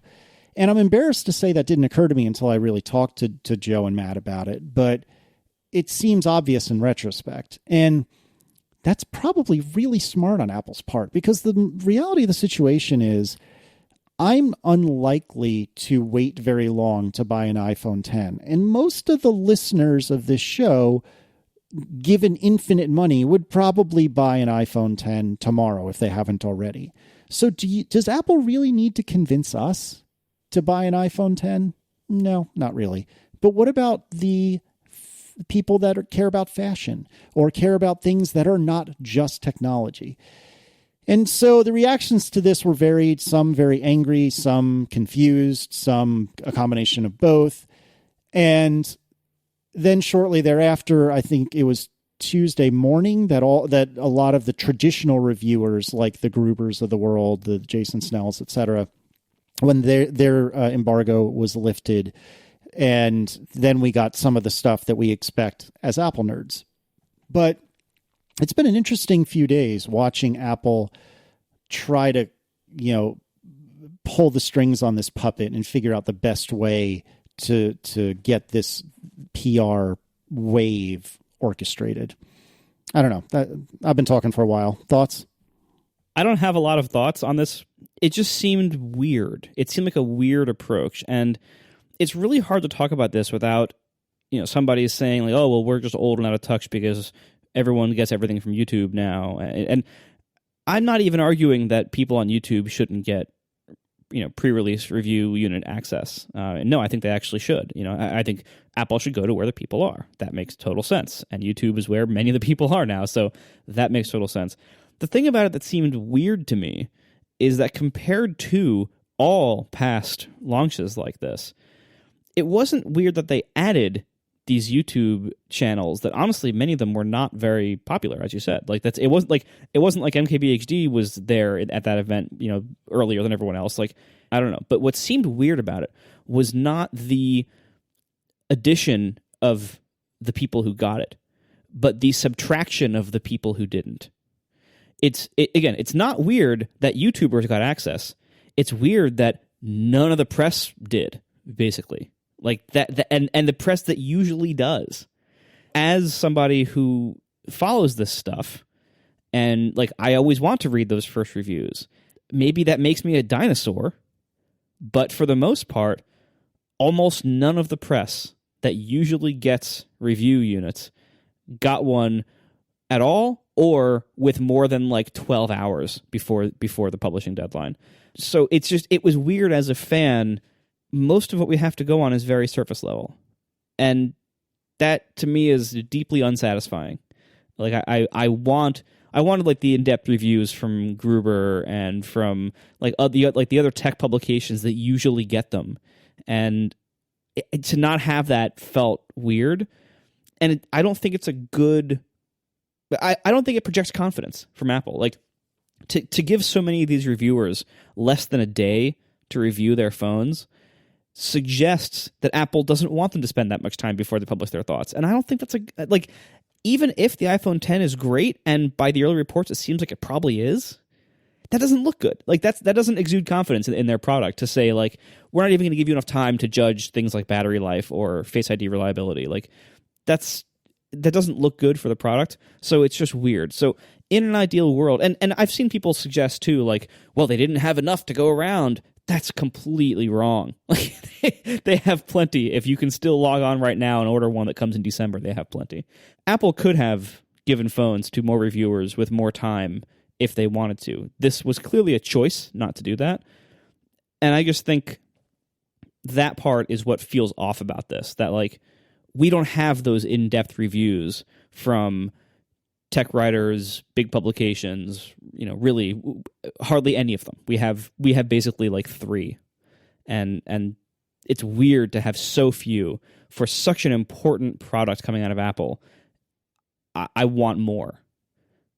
So I think it's easy, especially if you've been following Apple for a long time, to start getting into a tail wagging the dog situation where you really start to believe that the publications and people who get early access to Apple stuff and write the reviews that we like to read are getting it because of some kind of merit that they have. Like for the original iPhone is a good example. Like the original iPhone went to Pogue, Mossberg, Ed Baig, and Levy, I think. Yep. Did I get them all there? Right. But that's all right. So that's who it went to. But the reason we were all comfortable with that worldview is because it went to Wall Street Journal, New York Times, USA Today, and what was Stephen Levy working for then? I forget, maybe Time. But anyway, famous old people who've been doing this for a long time, working for famous, powerful, influential old institutions. And so it fit with the mental model of, if you're the New York Times, you get the iPhone early. If you're the Wall Street Journal, you get the iPhone only. And even if you're USA Today, which may be McPaper, right? But it's extremely popular, right? Of course, USA Today gets one, even when we say, oh, USA Today, what is that review going to be like? Haha, USA Today, right? But they're really big. And so that all fits with our model of like the tail being the publications wagging the dog that is Apple. It's like Apple has no choice. They have to give it to the Wall Street Journal. Apple has no choice. They have to give it to the New York Times because the New York Times is just too important, right? But that's never been the situation. The tail is not wagging the dog. Apple has a PR department whose job it is to choose how best to promote their products to the public. It just so happens that the strategy chosen by that PR department has fit with the narrative that the people who get early access get it based on prestige, long-time relationships with Steve Jobs, long time in the industry, like whatever criteria that we had come to accept as like that's the reason they're getting it. When that should never have been the reason they were getting it. Strictly speaking, it should have been that it's a second degree thing where Apple's like, the best way to promote our product is to have the most prestigious newspapers promoted. Let's go find the most prestigious newspapers. So it's a second degree. It's not as if like, well, we have no choice but to give it to the most prestigious newspapers because if we don't do that, we'll be hurt. It's a selection of a strategy and an execution of that strategy. In recent years, Apple has been changing its strategy a lot more from year to year in terms of how it does everything. Like the Mac Roundtable, showing like Yosemite early in private press briefings distributed around the country, the incorporation of YouTubers starting several years ago. Like from year to year, it's clear that Apple PR is trying different strategies. And depending on what strategy they're executing, from that follows who gets this. And there is no like, well, of course they have to give it to the New York Times. No, they don't. They didn't do it this time. They don't have to get the Wall Street Journal. There's no reason that the Wall Street Journal has to have the best and most and earliest access as compared to a YouTuber with not a very big following. Like that's not a rule.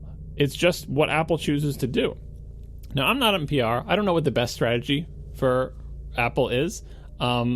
But this strategy this time around was different in a way that seemed to break people's mental model of how PR works. And they were forced to realize that who gets what when is entirely the choice of Apple on how they think they can best promote their product. Now, you may say that they're wrong. Maybe you're suddenly a PR expert and you're like, Apple, you made a mistake. You should have given this to these people and that people in these times or whatever. But most people on the outside aren't thinking of it that way. They're not thinking how does this put the Apple's best foot forward, right? We're thinking of it as consumers, and I am as well. Like, you just want to you just want your stories. I want my stories. I want to read the reviews from the people that I know. And if suddenly you can't read those reviews, you're like, oh, that's sad for me, right? But it's not about whether you get to read the reviews from the people you want. Apple doesn't care whether you get to read reviews from the people you want, unless that influences the success of their product and how it's received by the public, which maybe it is. And maybe that's the argument, like, oh, because you didn't give it to Walt Mossberg, he's retired now, but because you didn't give it to the New York Times as early as possible, now, that's going to influence me to not buy the phone or whatever. Like, that's not an argument. So mostly I think it's people had the wrong model of how PR works, and that wrong model was brought into stark relief. And then a little tiny bit is, you move my cheese. I'm used to always reading these reviews from these people and expecting them to have a week with the phone beforehand, because it's always been the case, right? And then finally, the ugliest part of it is, just general bitterness that somebody got the phone and somebody didn't, right? Now, it's easy for us to say here on podcasts where we never get anything, right? So we didn't lose anything, right? We're always at the bottom of the barrel, right? Although there's still room for us to be bitter too, because, of course, selfishly, as Casey pointed out, from my perspective, I love that, that more different people get the iPhone. I'm a more different person too. Like, we have a dinky podcast anyway. Yeah. So from an outsider's perspective, not thinking of it as PR, I wish everybody got all the iPhones they wanted. If you're doing any kind of stuff on YouTube, on podcasts, if you're writing a blog, if you're doing anything and you're doing it day after day, year after year, week after week, and you're doing a good job and you have any kind of audience, I think it should be possible to get review hardware for a phone after it's announced, but before the public can get it. But that's just like, oh, what do you want? We're the tail here. We're not the dog. A question Apple has to ask is not, does this person deserve it, or do we feel like we have to give it because they have a big audience? The question is, what is the best strategy for selling a lot of phones and making people happy for them? And this year, they tried this strategy, which was this weird mix of low-volume YouTubers plus traditional media with lead time plus some traditional media with less lead time, and they'll see what the result is, and I bet they'll change it next year. But people getting angry about it, like, it's a human reaction to they moved my cheese. Like, I want to read the Walt Mossberg review, but he retired and now I'm angry. Well, that's life. Like, whatever, like I wish Gruber had the phone for 2 weeks and he didn't. Well, that's life, right? But I don't think the whole class struggle thing of like old world tech, old white dudes who always get the reviews versus new people, I don't think that's actually the story, other than like chiding people for being too sort of up their own butts about it. Like, once you start really believing that like my favorite person deserves to get the phone, you have totally lost the plot about what is going on here. We're some of us are just disappointed that we don't get to read the reviews from the people that we wanted to read it from at the scale we wanted to read it, but that's just us. Perhaps this is the most brilliant PR strategy ever for a phone, with Apple choosing to do what it did. We won't know until, or maybe we'll never know, because we won't know like what the results are of this as compared to past strategies. But at the very least, as a less interested outside observer, because honestly, I do want to read the reviews from basically from people I know personally, like Jason Snell's review, right? But that's a position that most people do not find themselves in. But none of them are going to influence my buying decision. Like, what's going to be influenced my buying decision is when you two get them, and when I get them, and when we try them, we talk to each other like anyone else. But beyond that, like, I'm excited by new people getting the phones, and I'm trying to think with a PR mindset, why would it be a good idea to give low volume YouTube channels early access to the phone? And I can think of a ton of reasons, not being anyone who knows anything about PR, but just like thinking about it for a few seconds. First of all, those people are going to be so grateful. Like just like we would be grateful, Apple. So those people are going to be so grateful to get early access to the iPhone 10, like, because they know they're not, some big channel that has millions and millions of subscribers. They know how big they are compared to the YouTube world. They are going to be so grateful to get that. They're all enthusiastic. These people love the iPhone. They love Apple. Like, it is, you can't buy that enthusiasm. These people are not jaded, cynical. I've reviewed every single thing and, I just expect to get it and I'm angry if I don't. They are excited to be there. And they're going to do things and review things in a way that is different than people who reviewed 100 different things. Like, I see lots of potential interesting upsides to doing what they did.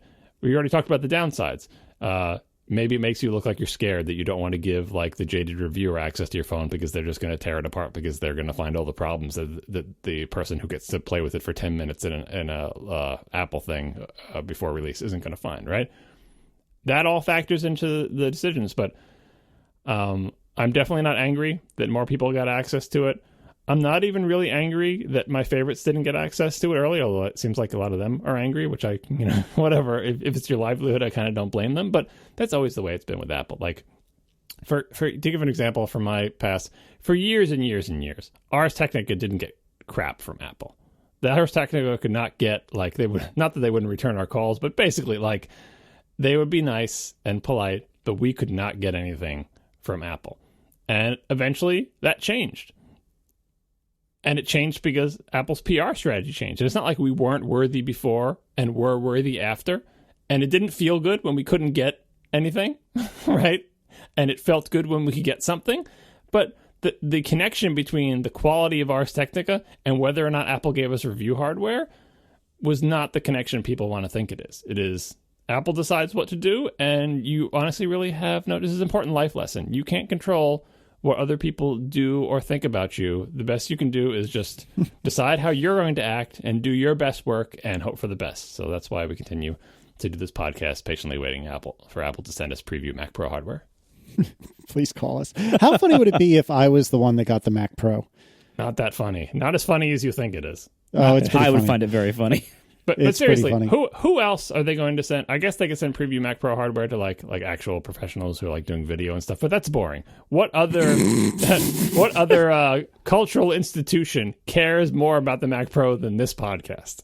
2/3 of this podcast. 2 out of 3 hosts of this 2 out of 3 hosts in this podcast recommend the Mac Pro that is not yet released. Oh my word! I should also note that his name Juan Bagnell. I didn't get a chance to look it up, and I think one of you added it to the show notes. But he had a relatively long kind of rant, although it was very level-headed to be called a rant, but a discussion, I guess, about how one of the advantages of giving some of these YouTubers access is that they're not all old white guys like we are, and there's a lot to be said for that. And I think, John, you touched on this a minute ago, but that's an improvement. No matter how you slice it, that's an improvement to the PR strategy. Now, does it have to be at the cost of old white dudes? Maybe, maybe not. I don't know.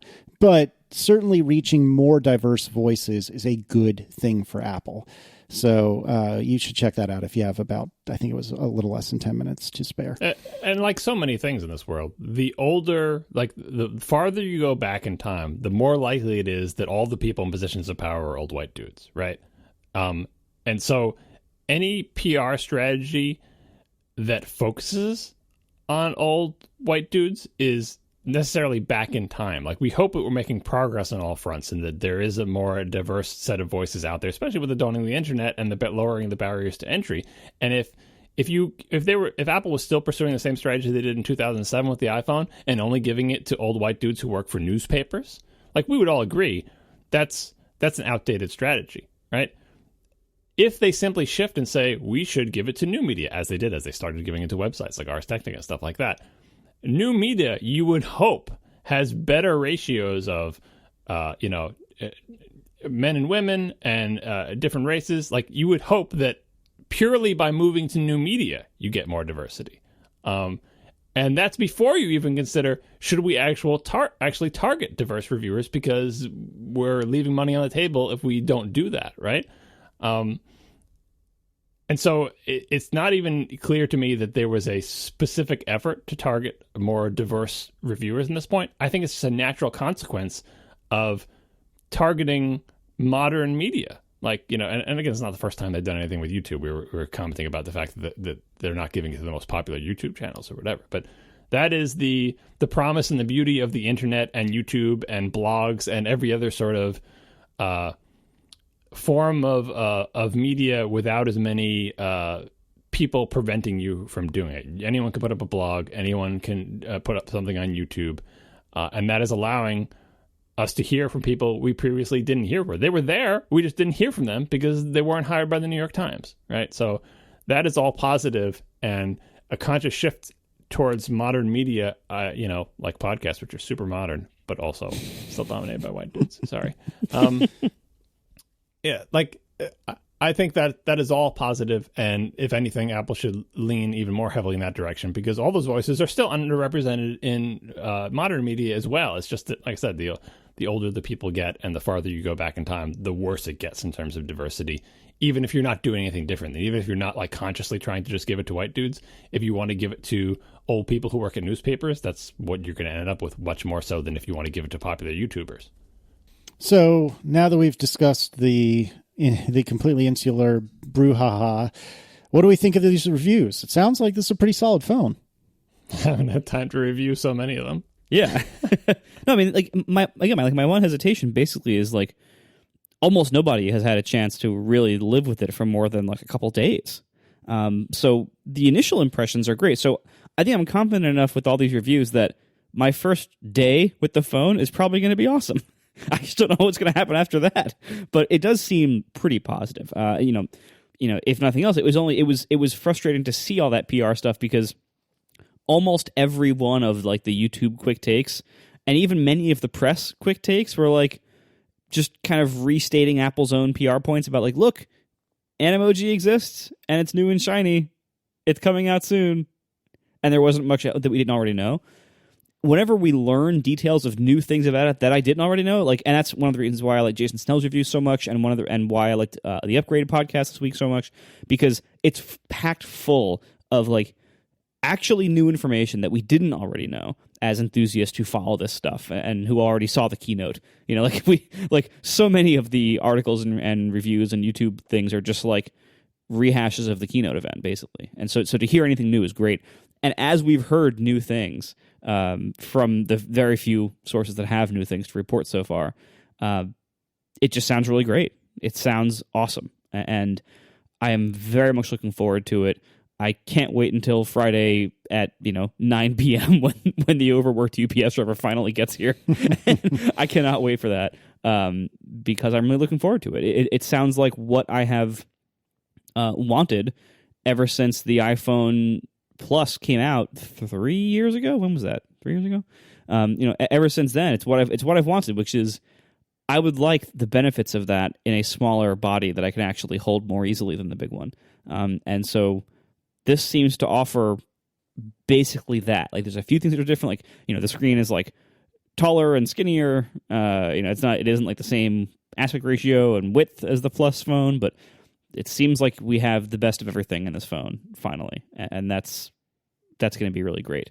I am a little concerned about reachability of the vertical reachability, but I'm kind of looking forward to it as an app developer. I finally shipped Overcast 4. It should be out by the time this show is edited if everything goes well. Now I have a giant canvas to play with, and now I have a whole UI to rethink. I haven't really done much of that yet. I basically just expanded the existing UI to fill the screen properly because I didn't want to do any redesign work without actually having it in my hand physically to test with and to see, like, how does this actually feel? What can I actually reach? Things like that. But I'm looking forward to this new era of kind of having to rethink everything. It's a ton of work for developers, as I mentioned last week, but I think it's going to be really nice when we get there, and I'm really looking forward to having all this real estate on the screen to play with. My now playing screen can have so many more features now that I have like a tall, skinny aspect ratio. So like, I'm looking forward to it both as a developer and as a user and as a fan of this stuff. And I'm happy to see so far that the reviews, shallow as many of them are seemingly universally positive. And it seems like everyone loves Face ID. It seems like it's really fast. It seems like it's not perfect, but it's close enough, and people don't seem to notice it much anymore, which is awesome. Overall, I'm very excited. I'm very happy and thankful I got a day one order in, and I just can't wait to get it. Yep. Yeah, I'm mostly relieved that FaceTime works as we always hoped it would. Like yes, Face ID.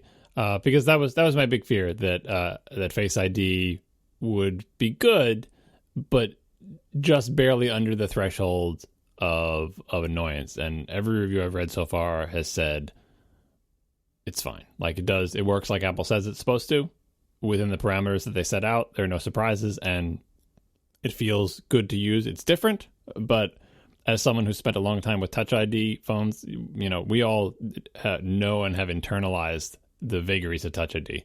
No wet fingers, sometimes doesn't get it on the first try, and you got to pick up your finger and put it down again. Every once in a while, you get the code thrown in your face.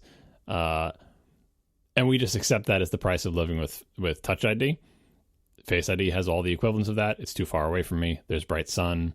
My identical twin can unlock my phone. All sorts of things. Like, yes, every one of these things has inherent problems, but the videos I've seen about how long it takes to unlock, like people going down and doing a timing and a stopwatch and everything like that, shows me so far, not having used one of these myself, that it seems like it's under the threshold, like that it's acceptable, right? And like Touch ID was in the first iteration, Touch ID in the first iteration was also like, it was obviously a vast improvement over typing in code, but it got better in the second. So I'm already looking forward to the second one, but the first one, like, there's no catastrophic problem. Like, oh my goodness, this phone hinges on Face ID, and Face ID is just too annoying to use. That does not appear to be the case. So I'm relieved in that case. The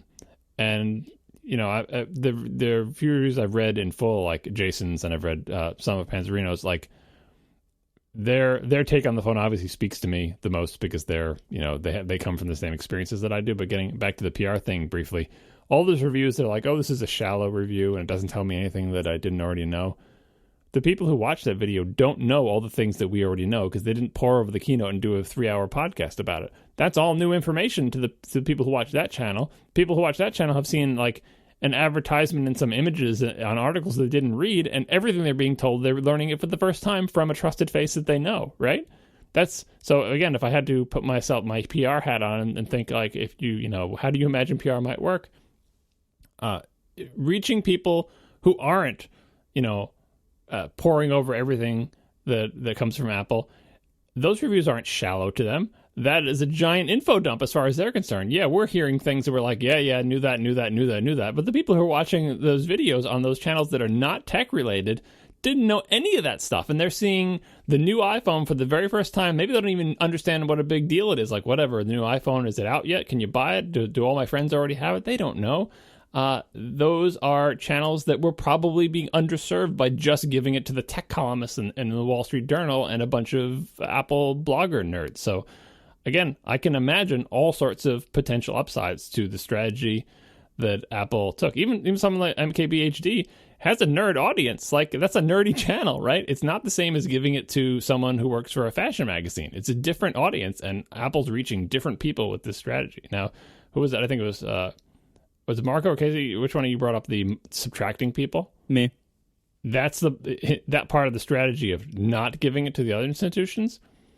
I have more trouble thinking up a reason for that other than that they were afraid that the cranky the old guard would be more likely to spend time focusing on the flaws and less time being excited about the cool stuff.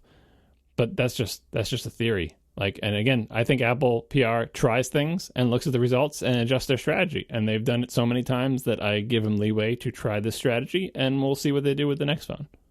All right, thanks to our sponsors this week, Casper, Betterment, and Jamf Now. And we will see you next week. Now the show is over. They didn't even mean to begin, 'cause it was accidental. Oh, it was accidental. John didn't do any research. Marco and Casey wouldn't let him, 'cause it was accidental. Oh, it was accidental. And you can find the show notes at atp.fm. And if you're into Twitter, you can follow them at CASEYLISS. So that's Casey Liss, MARCOARMENT, Marco Arment, SIRAC, USA Syracuse. It's accidental. They didn't mean to. Accidental. Tech podcast so long.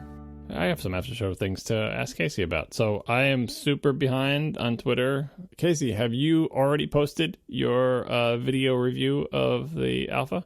No, good God, no. Yeah, we Marco and I spoke about this a little bit in the pre-show, and I have purchased Final Cut Pro X, whatever it is. This free car is already costing you money.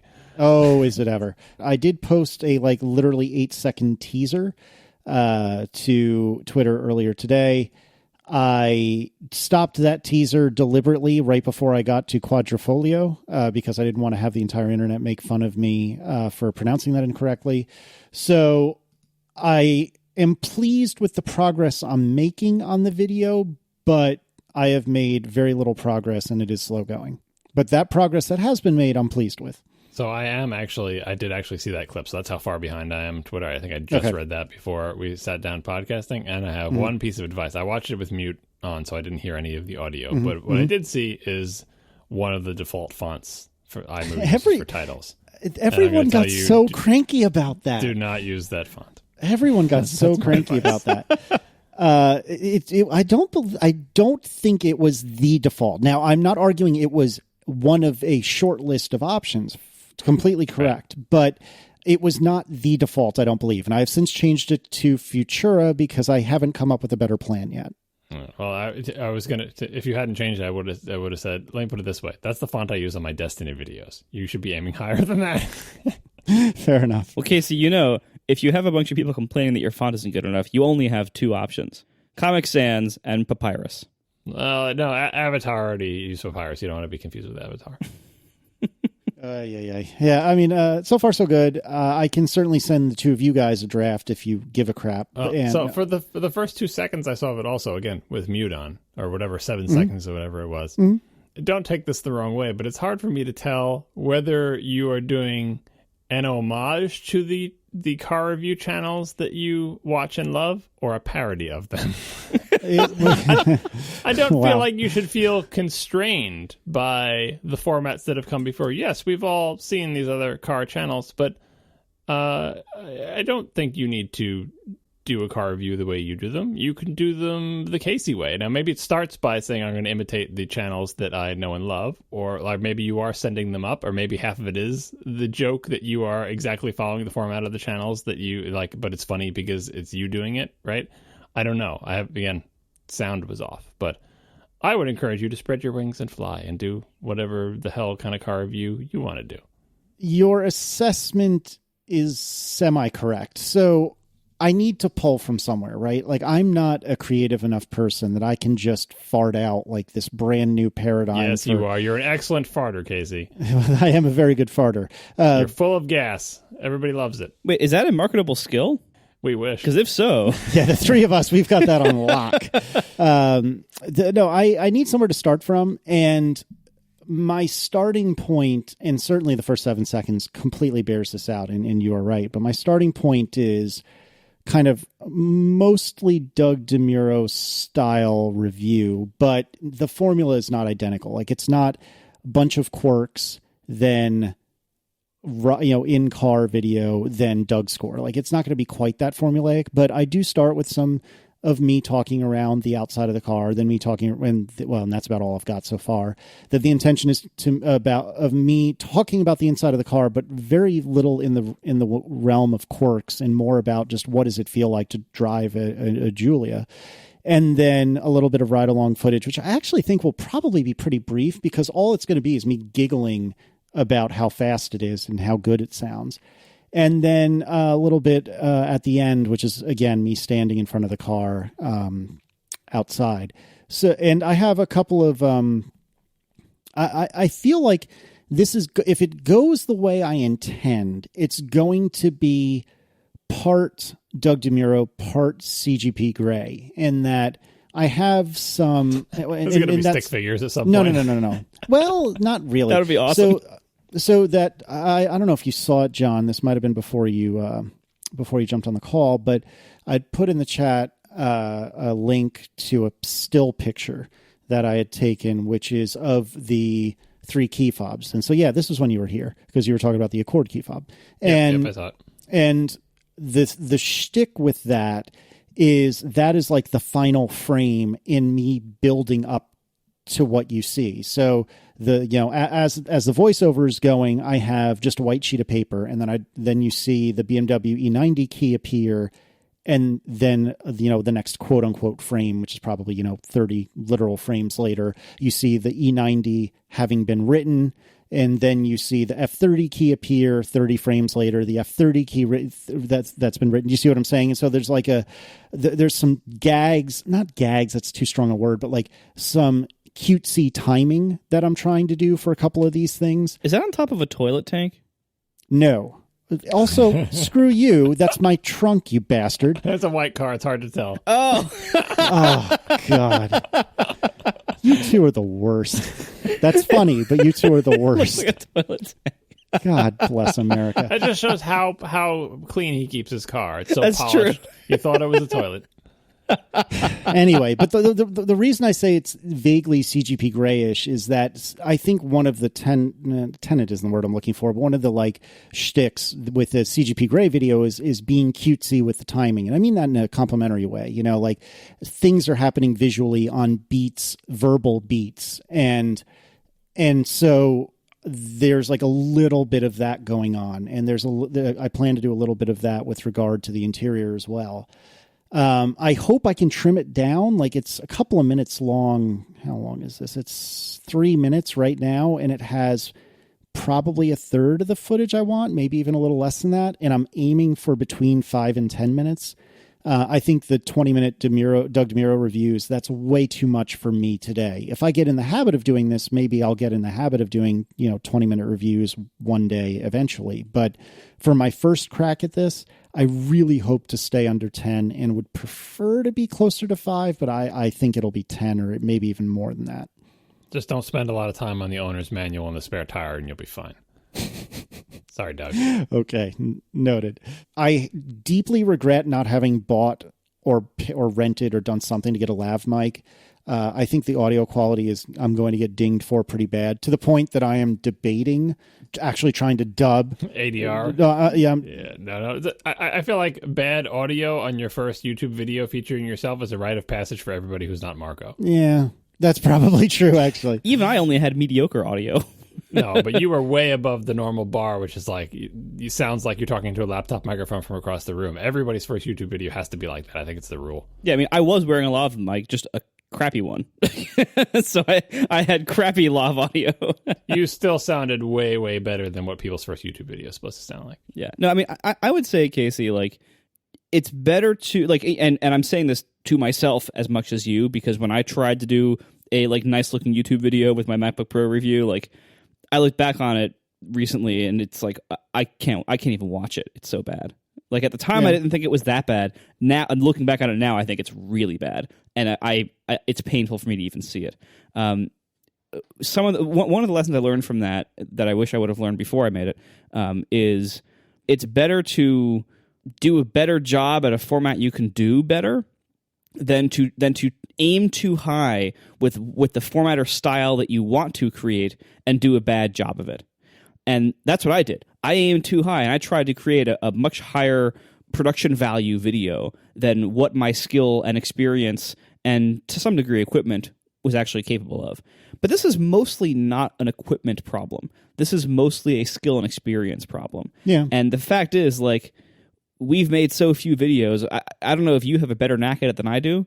It's hard to have a worse knack at it than I do. If I make any more videos, I'm going to try to make them in a more casual way with lower production value intentionally to prevent me from getting too much in the weeds here. Because, like, you might be thinking about fixing your audio. That's cool. You should have good audio if you can, but that's probably not going to be your biggest challenge. Your biggest challenge is going to be, like, things that people who make video more and who are experienced and or trained with it are better. So things like composition, timing, cutting, motion, color correction, like stuff that like that casual beginners just don't get or need experience to develop to get.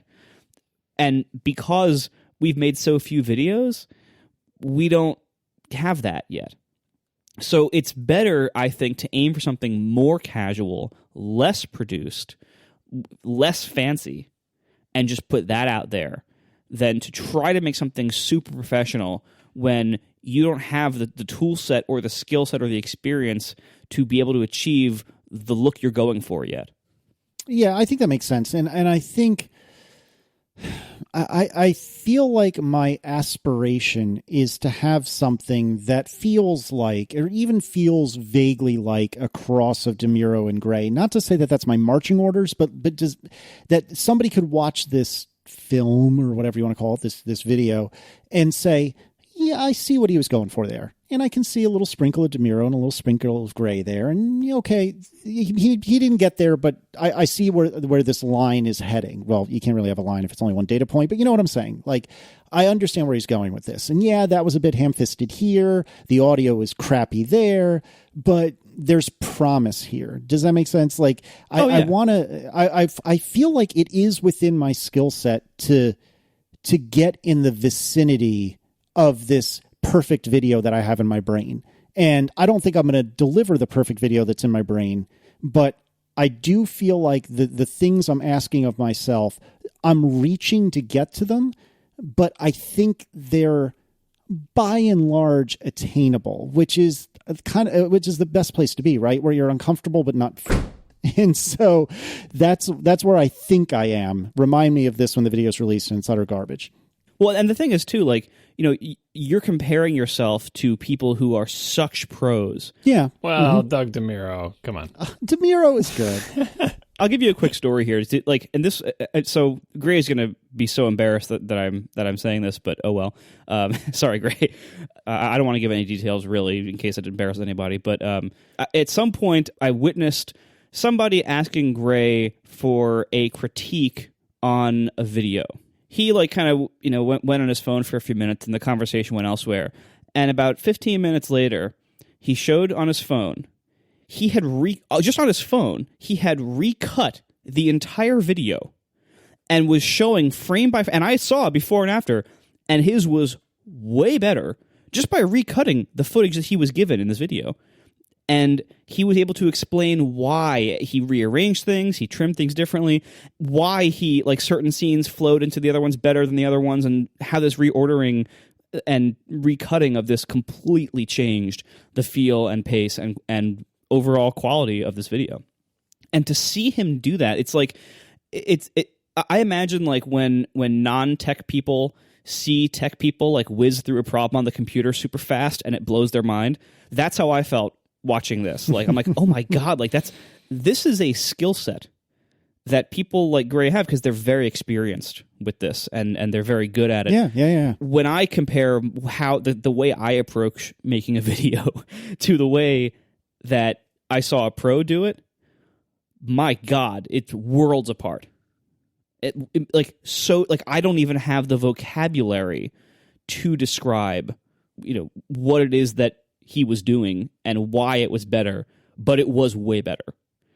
And the way he was explaining it, it made total sense, but I could never come up with that. And so you're getting started in this. You don't have a lot of video experience, right? You don't have a secret YouTube career that we didn't know about? No, and for those who listen to this, if this makes the released version of the show, I have never ever edited a podcast. Truly, I never have, not once, because it's always been either you or Mike or one of your minions that has done it on my behalf. We got an organization full of minions here. Yeah, exactly. The two of you, just minions all the way down. But you know what I mean? I've never even edited a podcast, so I've dabbled in iMovie a couple times, and I think I've dabbled in GarageBand maybe once, but these are tools that I am not familiar with. So I'm just kind of hacking at it. I feel like I'm going through the jungle, not with a machete, but with a pocket knife. And I do feel like I'm making forward progress, but unequivocally what I release is going to look ham-fisted. What I hope, though, is that once you get past the crap audio, and once you get past the fact that the timing is wrong, once you get past the fact that inevitably this video will run longer than it should, and I'm going to try my damnedest to cut it down, but I know it'll end up running too long. I hope that you, the collective you, can see this and say, I see the start of something here. It's probably not the end, hopefully not the end. And I can see how this is going to get better with time. And And part of the way I've tried to do that is I do feel like my video review is going to have a bit of a narrative. I feel like I have created an arc, and I even took some engineering paper from college and like drew out like really crudely drawn storyboards, which I think I put on like my Insta stories. I saw those. I thought that was adorable. Well, but that's how I'm trying to like frame it in my head. Because you were doing it on real pencil and paper, like you're Mike Hurley or something. Yeah, which is barbaric, but it's the best way I could come up with to try to like reason through the story I want to tell. And I think if I didn't at least have the beginnings in that regard, I would be totally lost and this video would never come out. But since I have... You could have done an Xcode storyboards. Finally found a use for it. That's true.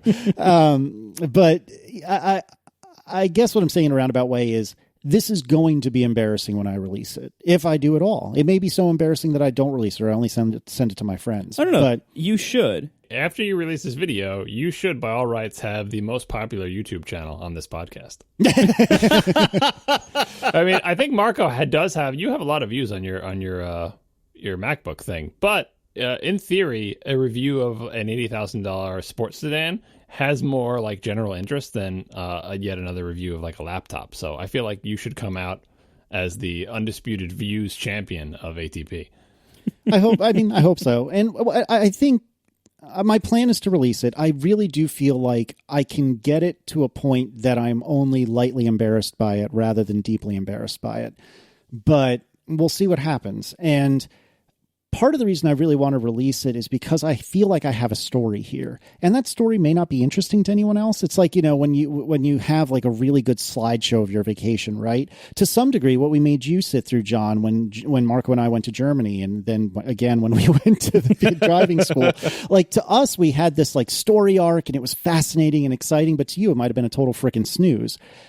It may be the same thing here, but I feel like I have a story arc. I feel like I have something to say, and maybe it's completely selfish, but I have already filmed my conclusion, and I knew what I wanted to say, but I ad-libbed it, and I'm really, really happy with how it came out. And so I feel like if I've got a decent start, and I've got a pretty good end that I'm pretty happy with. So if I can just get the middle okay, then it'll be okay. And we'll see what happens.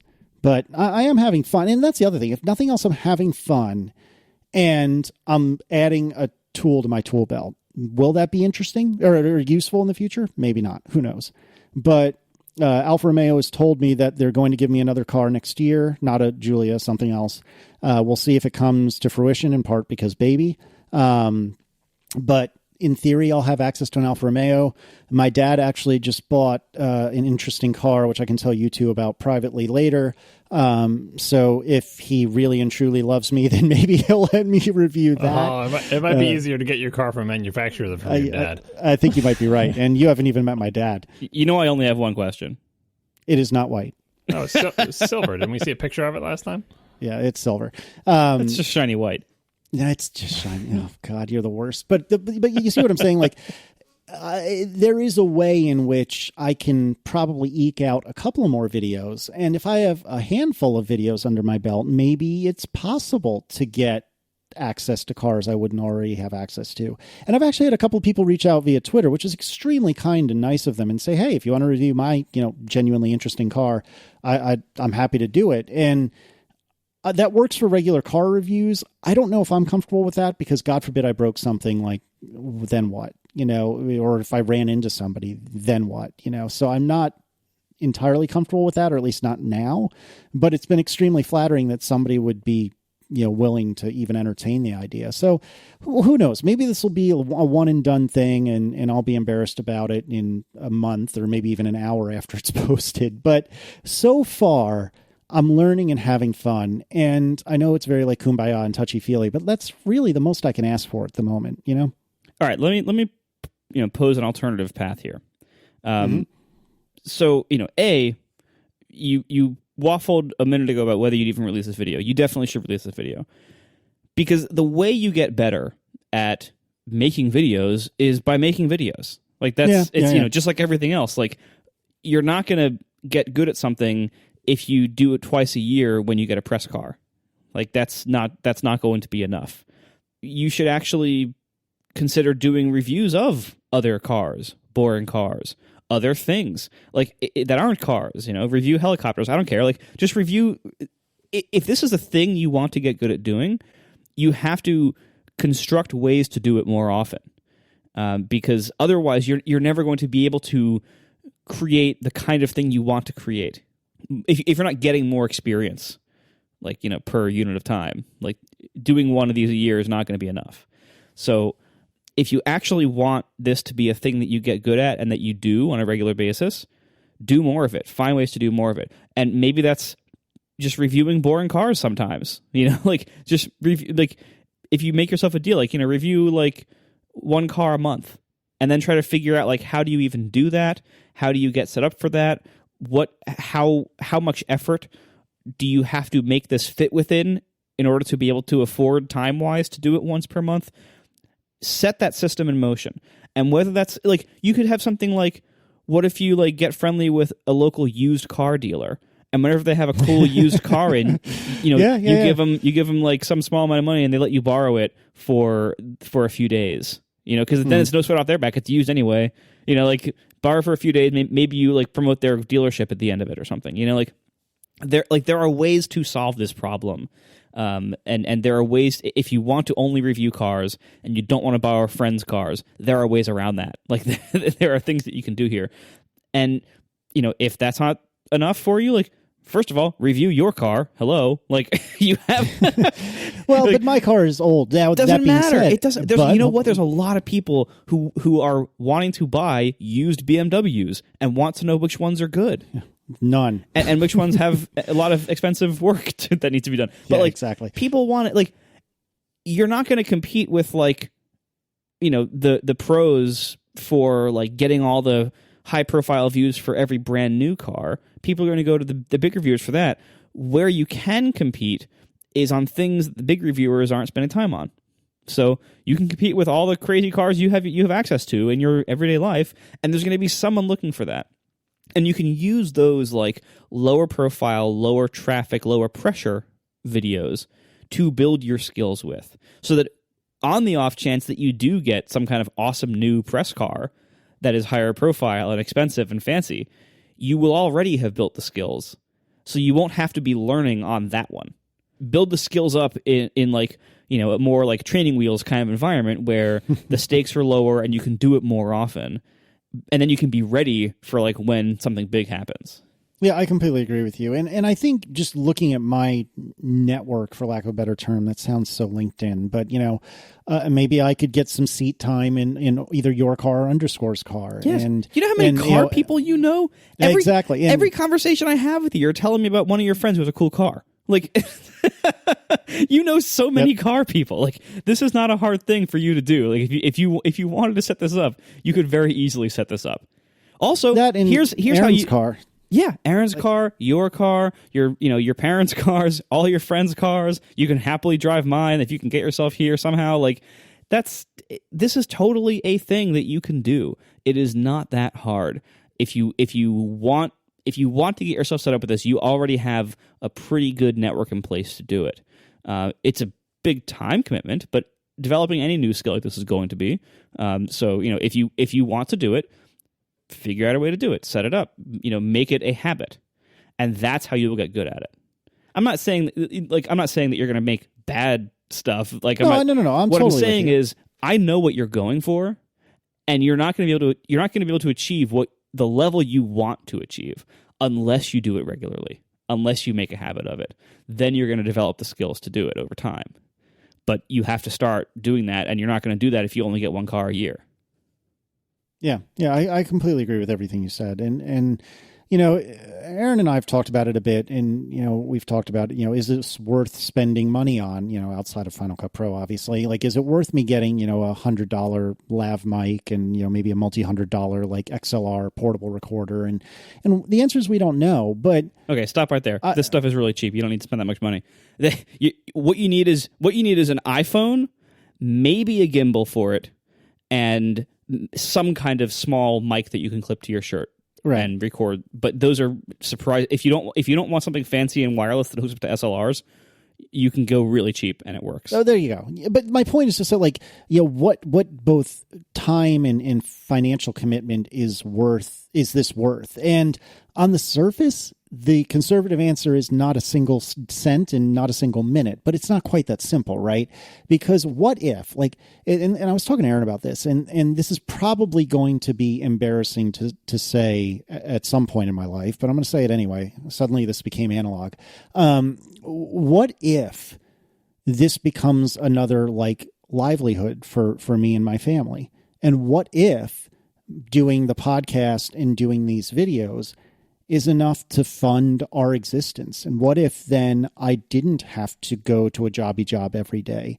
And what if I could then spend more time with my family? Like, it's a moonshot. I don't think that'll ever happen, but why wouldn't I just give it a whirl and see what happens, because, and I'm basically I'm parroting what you said, Marco, back to you, but that's kind of the way I'm looking at it right now is, who knows? What if I have a bit of a knack for this? Like, I feel like there's something here, and it's not going to be mature, and it's going to have problems. But why not, to use a underscoreism, why not unpack this a little bit and see what I come up with? Because maybe I've got this. I mean, if you really want to go for the moonshot of the moonshot, what if I end up on Top Gear America in 10 years? Like, again, I understand how preposterous and comical that is, but who knows? Like, why should I say I can't do that? You never know.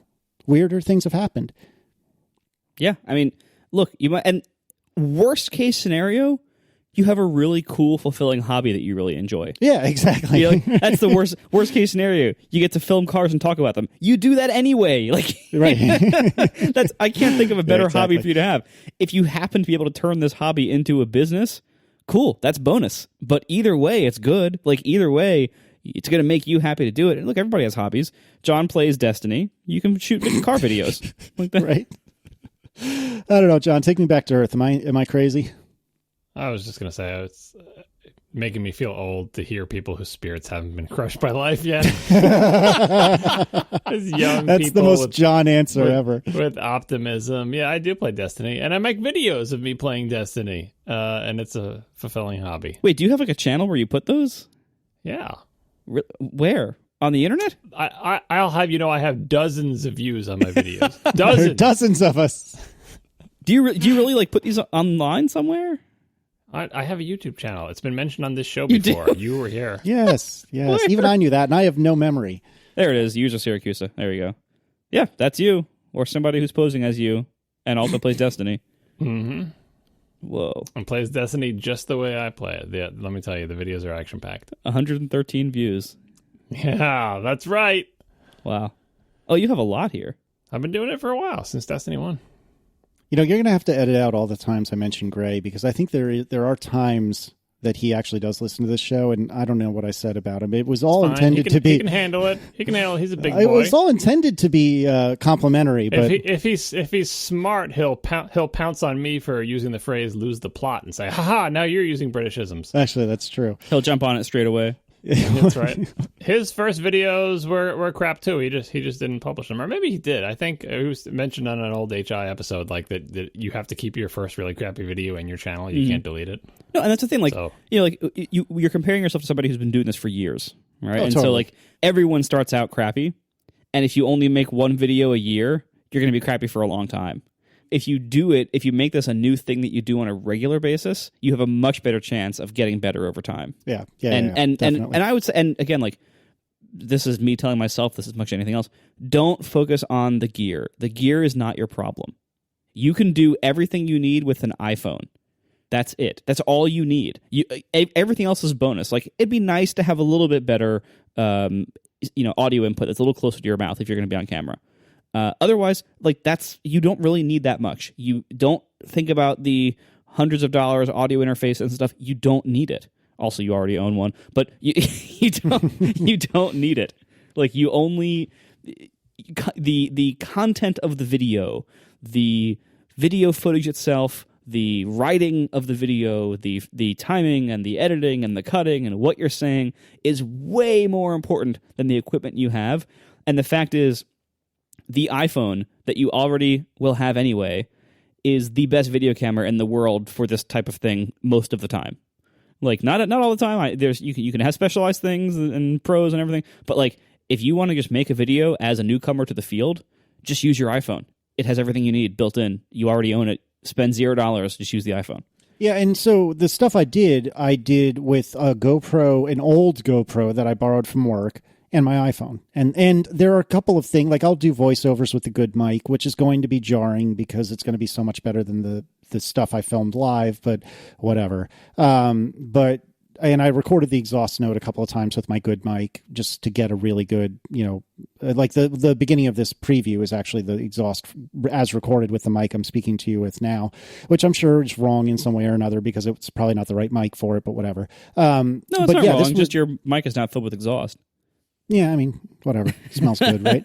But you see what I'm saying? Like a GoPro and an iPhone and my podcasting mic, to your point, I am 98% of the way there. The only problem I haven't really solved for is when the iPhone is several feet away from my body and I'm doing a live discussion. And by that, I mean, I'm recording both video and audio, and I'm going to keep both the video and the audio. That's the thing I haven't solved for. And that's what's going to sound like garbage in this video, unless I like overdub or whatever the term is that actors do. If I dub over myself and try to record whatever it is. Yeah. So I try to like match my exact Don't do that. Delivery that I did at the time, but I do it with my podcast mic, and I don't think I'm capable of it. I'll probably give it a shot just to see if it gets even close, but I don't think I'm going to be able to. Like, that's incredibly hard.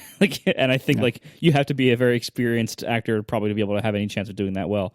I'm sure you're right. Yeah, but you should get Declan to dub over you because that would make a good video. Yeah, maybe. I'm assuming you're overdubbing Quadrifolio with Vitici saying. Every time. I haven't done it yet. I haven't done it yet, but I plan to do it at least the first time. You have to like slow down the video slightly to like match it up so you'll look all weird. No, I mean it's like the secret to good audio for this purpose. Like you can get into nitty-gritty details, but basically none of them matter as much as get a mic close to your mouth. And it matters way less what that mic is, how good it is. Like, just get something that can be close to your mouth. Because even a really good mic, even if you get like a really nice fancy shotgun mic that's made for this purpose, it does not sound nearly as good as a cheap lavalier next to your face. Well, and the stopgap that I used, which you're going to yell at me for, and you're right, is I used actually one of my AirPods. So I have one AirPod in my ear, and that was what the audio was for. And it sounds like a telephone call, which is okay, but it's a lot better than me because the phone was probably 10 feet away for a lot of the stuff that I filmed. And so left with just the phone mic, it would have been nothing but like wind and a dim, faint version of me. And so it was the best I could do without spending any money. But I can tell you right now that if this gets posted, which I intend to post it, I guarantee that I'm going to get a bunch of complaints about the audio. And they're going to be fair because the audio is going to sound like garbage for the stuff that I filmed, quote unquote, in person. But it doesn't matter. I know. And that's why I'm just rolling with it. Just focus on it for next time. And one thing you can do that's probably your cheapest option, really, without having to buy much of anything, you're going to have to buy probably a wired lavalier mic. That's fine. They're really cheap. They're like, under $50 for a even halfway decent wired lavalier. And what I suggest you do is plug it into something that can record the audio separately from the video. That way you don't have to worry about that. And then you can sync it up in Final Cut. You can sync up the audio, I think, automatically with the video, or somehow it syncs up. There's a way to do that. And the good thing, and you're doing such short clips that like drift is not going to be a noticeable problem in the time duration that you're doing. Yeah. The other thing I would say is one thing to consider for what is recording that thing. It can be an old iPhone, like a second one. Like if you don't have like a long enough. Oh, interesting point. Yeah. Like if you don't have a long enough 1/8" cable to a lightning adapter to a dongle to fit into the new iPhone. Yeah, I'm with you. Just use like an iPhone 5. And run voice memos as you plug in a wired lavalier to its headphone jack that is compatible with it. Like that's a thing you can do too, because all iPhones can be audio recorders. So like that's going to be better than what you have now. Like it's going to be easier. The other thing, or you can get something like a Zoom H1, which is like this little tiny thing. I mean, it's not invisible, like, but you could like put it in a shirt pocket at least, or somewhere near your mouth that is nearer than an iPhone. And it's kind of like a standalone recorder. You can also run a wired lavalier into an H1's line-in jack. That's the thing a lot of people do. So like there's lots of options here that range from free because you already have the stuff to like under $100. Yeah. And you can go crazy. You can go way higher than that, but you don't need to. Like don't even, like, I would even say just don't, like, don't mess with that, because it's so much more important now to get the other basics right. This is where I went totally wrong with mine. Like, I got the fancy camera and the fancy tripod, and I even bought like an iPad teleprompting mount. I thought about doing that. Yeah. So I could use Joe Chaplinsky's Teleprompt Plus in there. Mm-hmm. Like, I got all this crazy stuff, so I could like have teleprompter, so I could be looking at the camera while I'm reading my text instead of looking off screen at my laptop with the notes on it and everything. Like, I got this crazy setup. I ended up using most of it 0 times or 1 time to make a mediocre video, and I didn't make a video after that. It's like, if I make videos again, I'm going to instead just use my iPhone in the gimbal that I also bought for some reason. Like, I'm just going to use it in that and shoot myself, and maybe I'll have a lavalier mic to give myself better audio, but that's as far as I would go probably in that department, just because like, if I'm going to make videos again, what I need is to make the process lower friction, so I do it more.